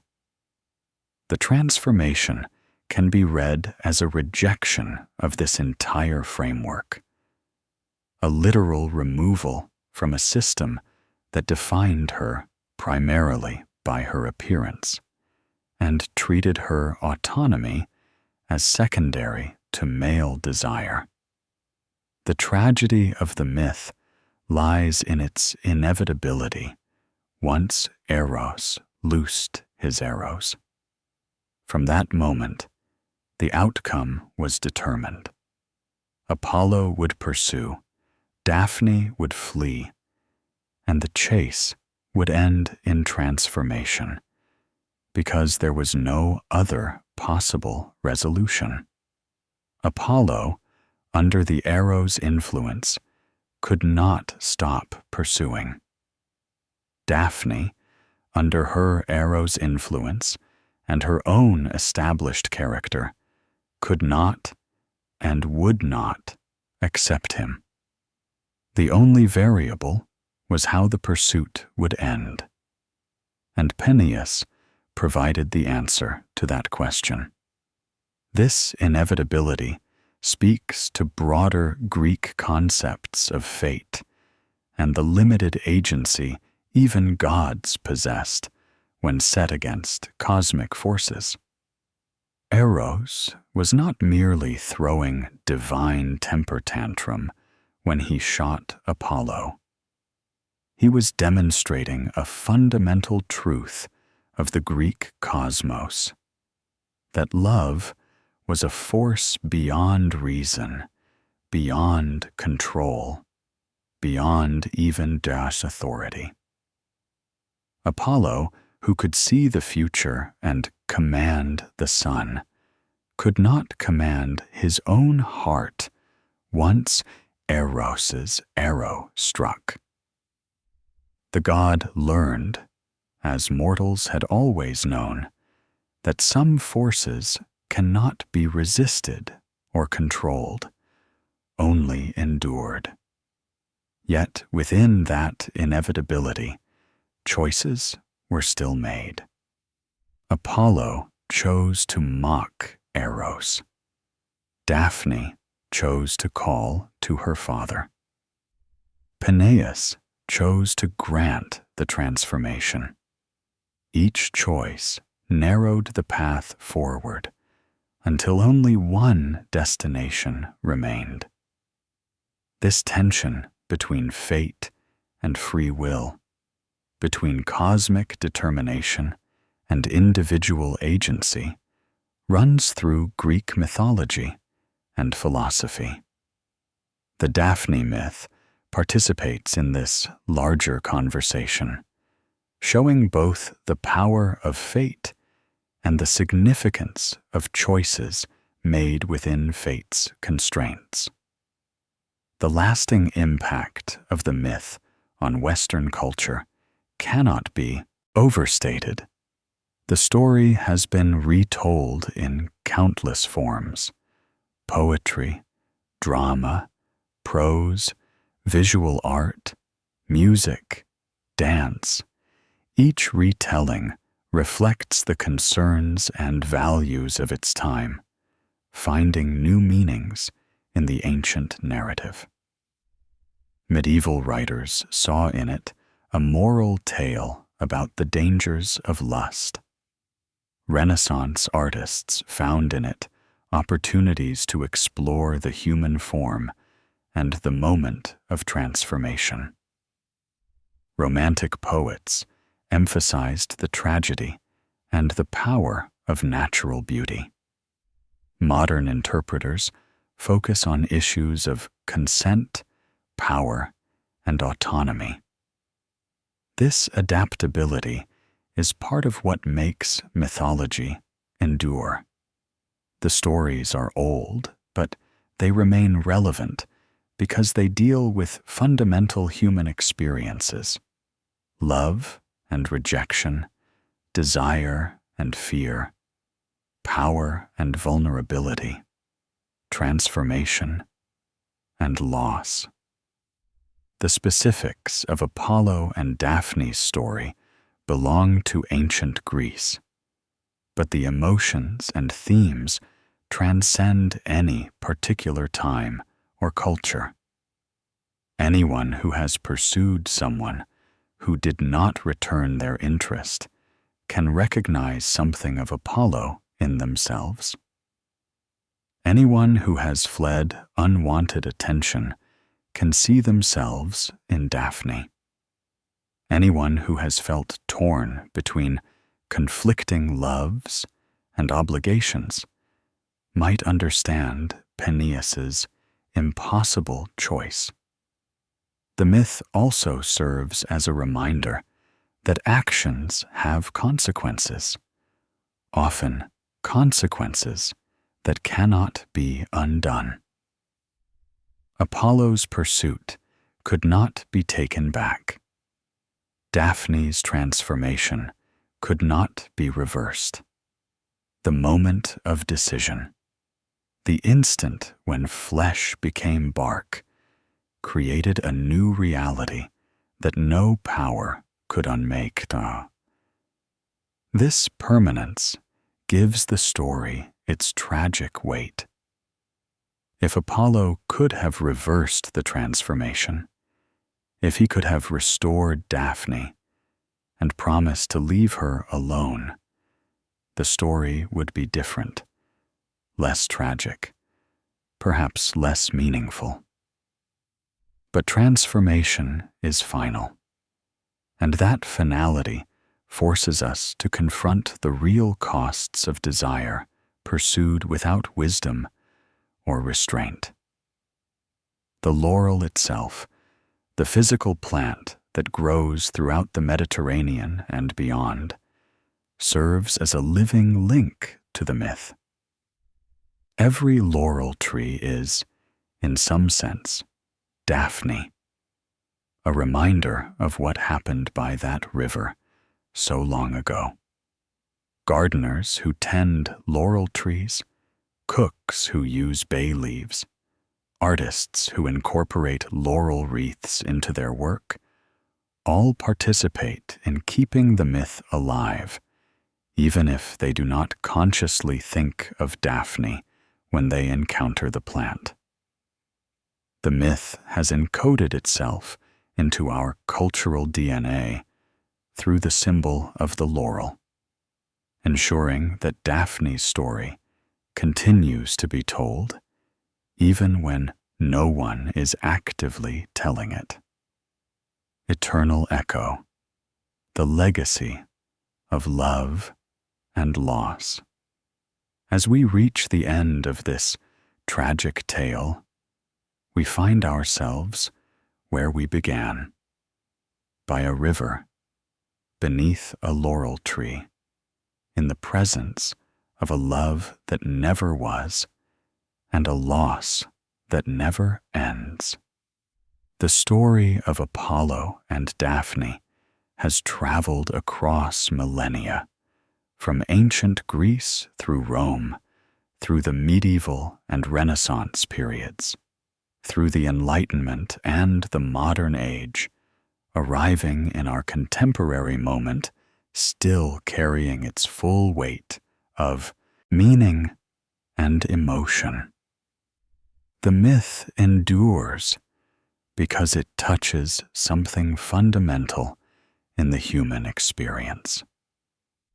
We have all wanted something we could not have.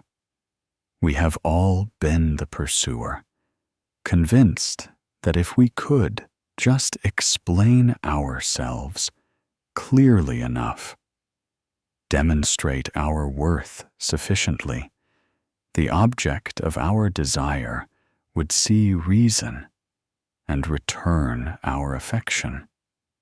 And many of us have been the pursued, have felt the cold fear of unwanted attention, have struggled to make our rejection understood and respected, have wished we could simply disappear rather than continue to navigate the complex and often frightening dynamics of being desired by someone we do not desire in return.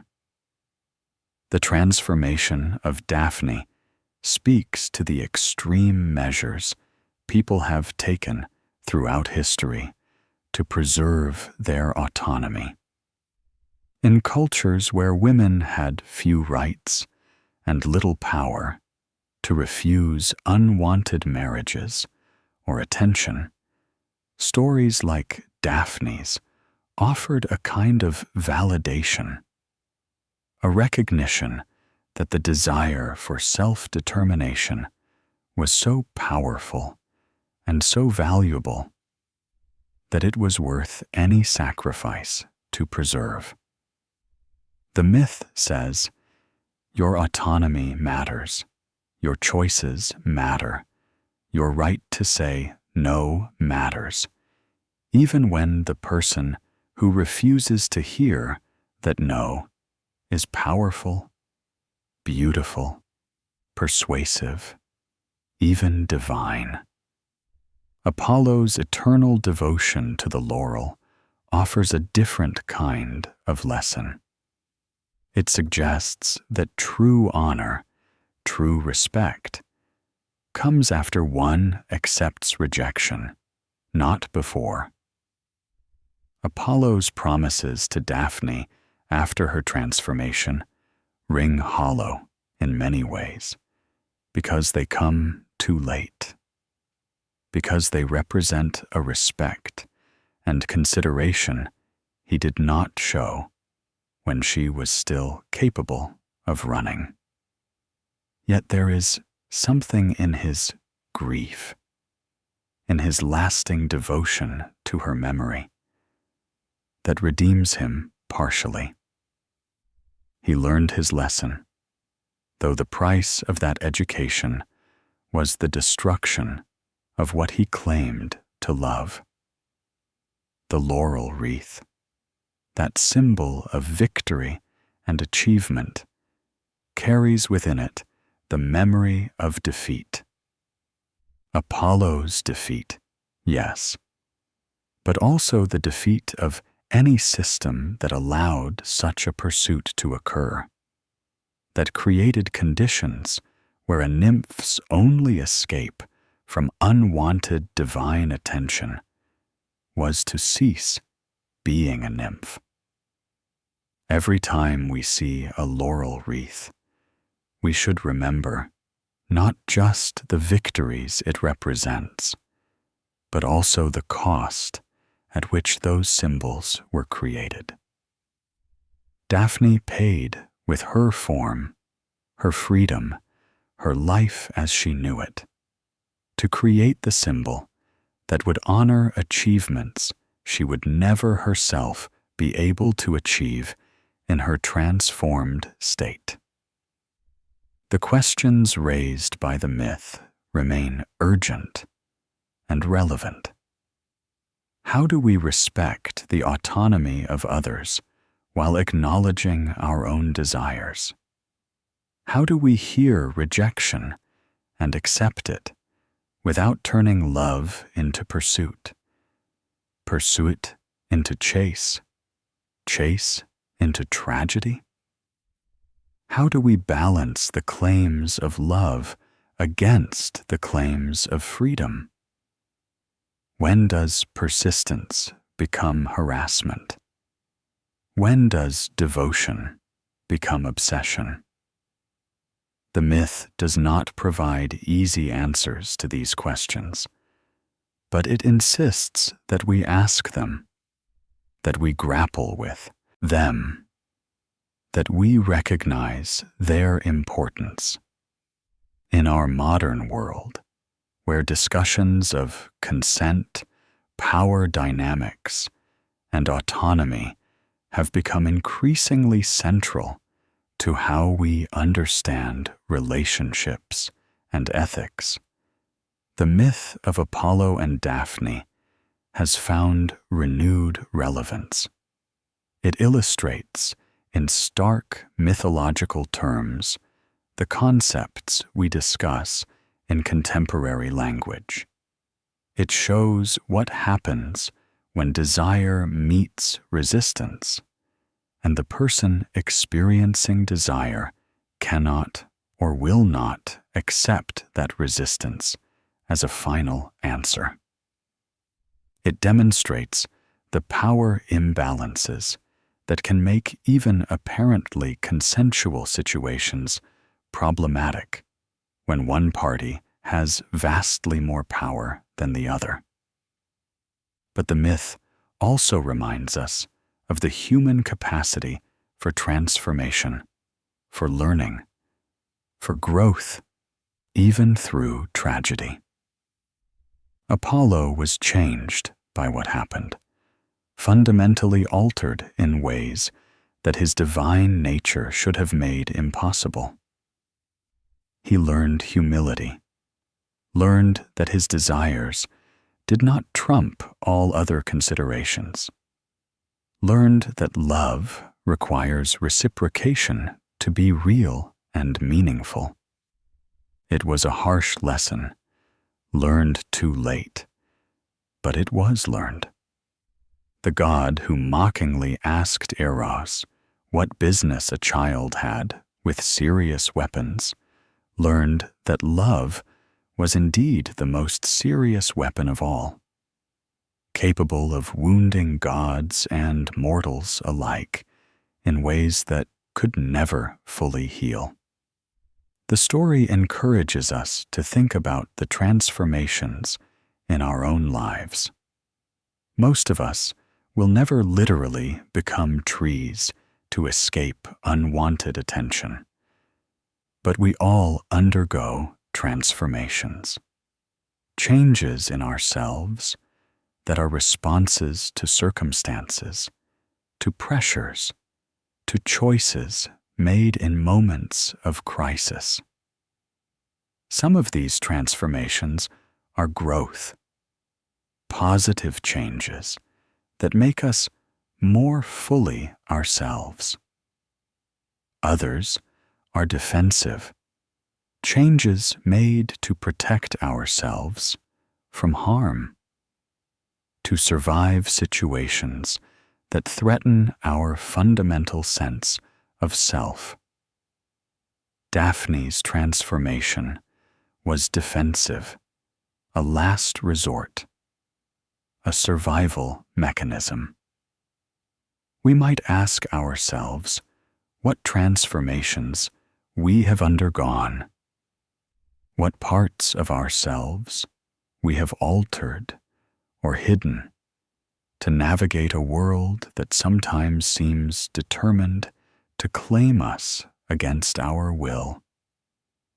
The riverbank where Daphne transformed exists now only in myth, but rivers still flow, laurel trees still grow, and the dynamics of pursuit and flight desire and rejection, power and vulnerability continue to play out in countless lives. The myth gives us a framework for understanding these dynamics, a story that captures in poetic and dramatic form truths that might be harder to articulate in plain prose. When we see laurel wreaths adorning the heads of graduates, of award winners, of those being honored for exceptional achievement, we can choose to see only the positive symbolism. Excellence rewarded, merit recognized, victory celebrated. But we can also choose to remember Daphne, to see in those green leaves a reminder of the price paid, the autonomy sacrificed, the transformation that should never have been necessary. Both readings are valid. Both are contained within the symbol. The laurel is celebration and memorial, victory and defeat, honor and tragedy, all bound together in evergreen leaves that never fade. As the myth teaches us, symbols are powerful, precisely because they contain multiple meanings, because they can be read in various ways, because they carry histories that enrich and complicate their present significance. The laurel is not just a pretty plant used for decorative purposes. It is Daphne. It is Apollo's grief. It is a lesson about love and power and the consequences of refusing to hear rejection.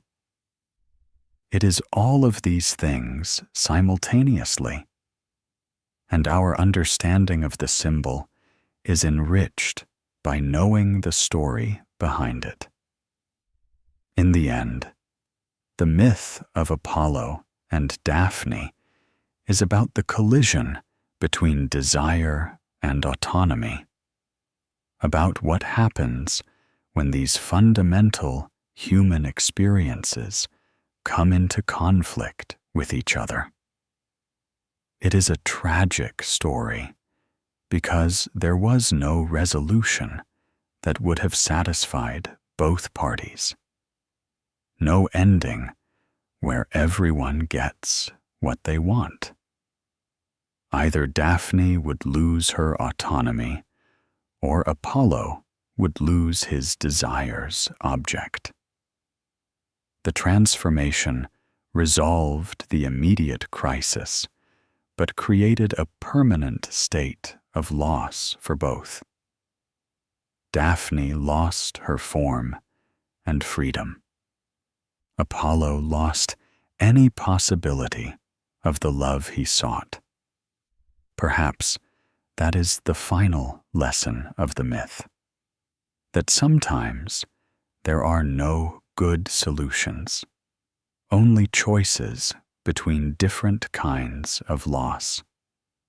That sometimes the best we can do is to recognize the tragedy, to honor, those who suffered in it, and to learn whatever lessons we can from their suffering so that we might, perhaps, avoid creating similar tragedies in our own lives. The laurel endures, evergreen and eternal, a living reminder of a chase that ended in transformation, of a love that was never returned, of a nymph who valued her freedom more than her life, and of a god who learned too late that desire without consent is not love, but violence, however beautiful and divine the desirer might be. So the next time you see a laurel wreath, think of Daphne. Remember her choice, her sacrifice, her desperate prayer by her father's river.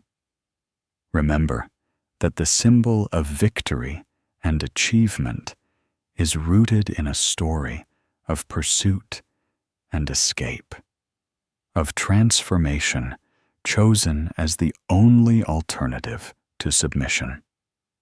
Let the laurel be what Apollo intended, a memorial and a reminder, a symbol that honors achievement while never forgetting the cost at which symbols are sometimes created.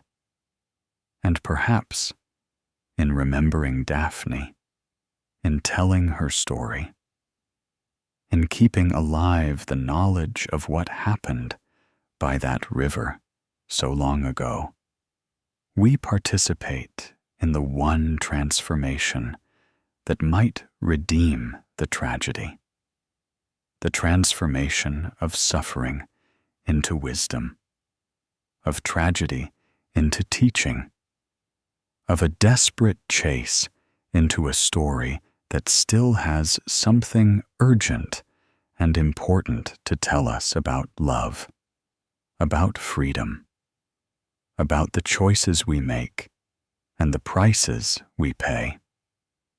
The river flows on, the laurel grows, and the story continues to be told because some truths are too important to forget, some lessons too crucial to ignore, and some tragedies too meaningful to let fade into silence. If you found this journey through ancient myth meaningful, if the tragic tale of Apollo and Daphne resonated with you, please consider liking this video and subscribing to Myths of the Night. We explore the great love stories and tragic romances of Greek mythology, finding in these ancient tales reflections of our own experiences, struggles, and questions. These stories have endured for thousands of years because they speak to something fundamental in the human experience, and by exploring them together, we keep alive wisdom that the world still needs. Thank you for joining me by the river, beneath the laurel tree, in the presence of a love that never was, and a loss that never ends. Until next time, may your dreams be filled with stories.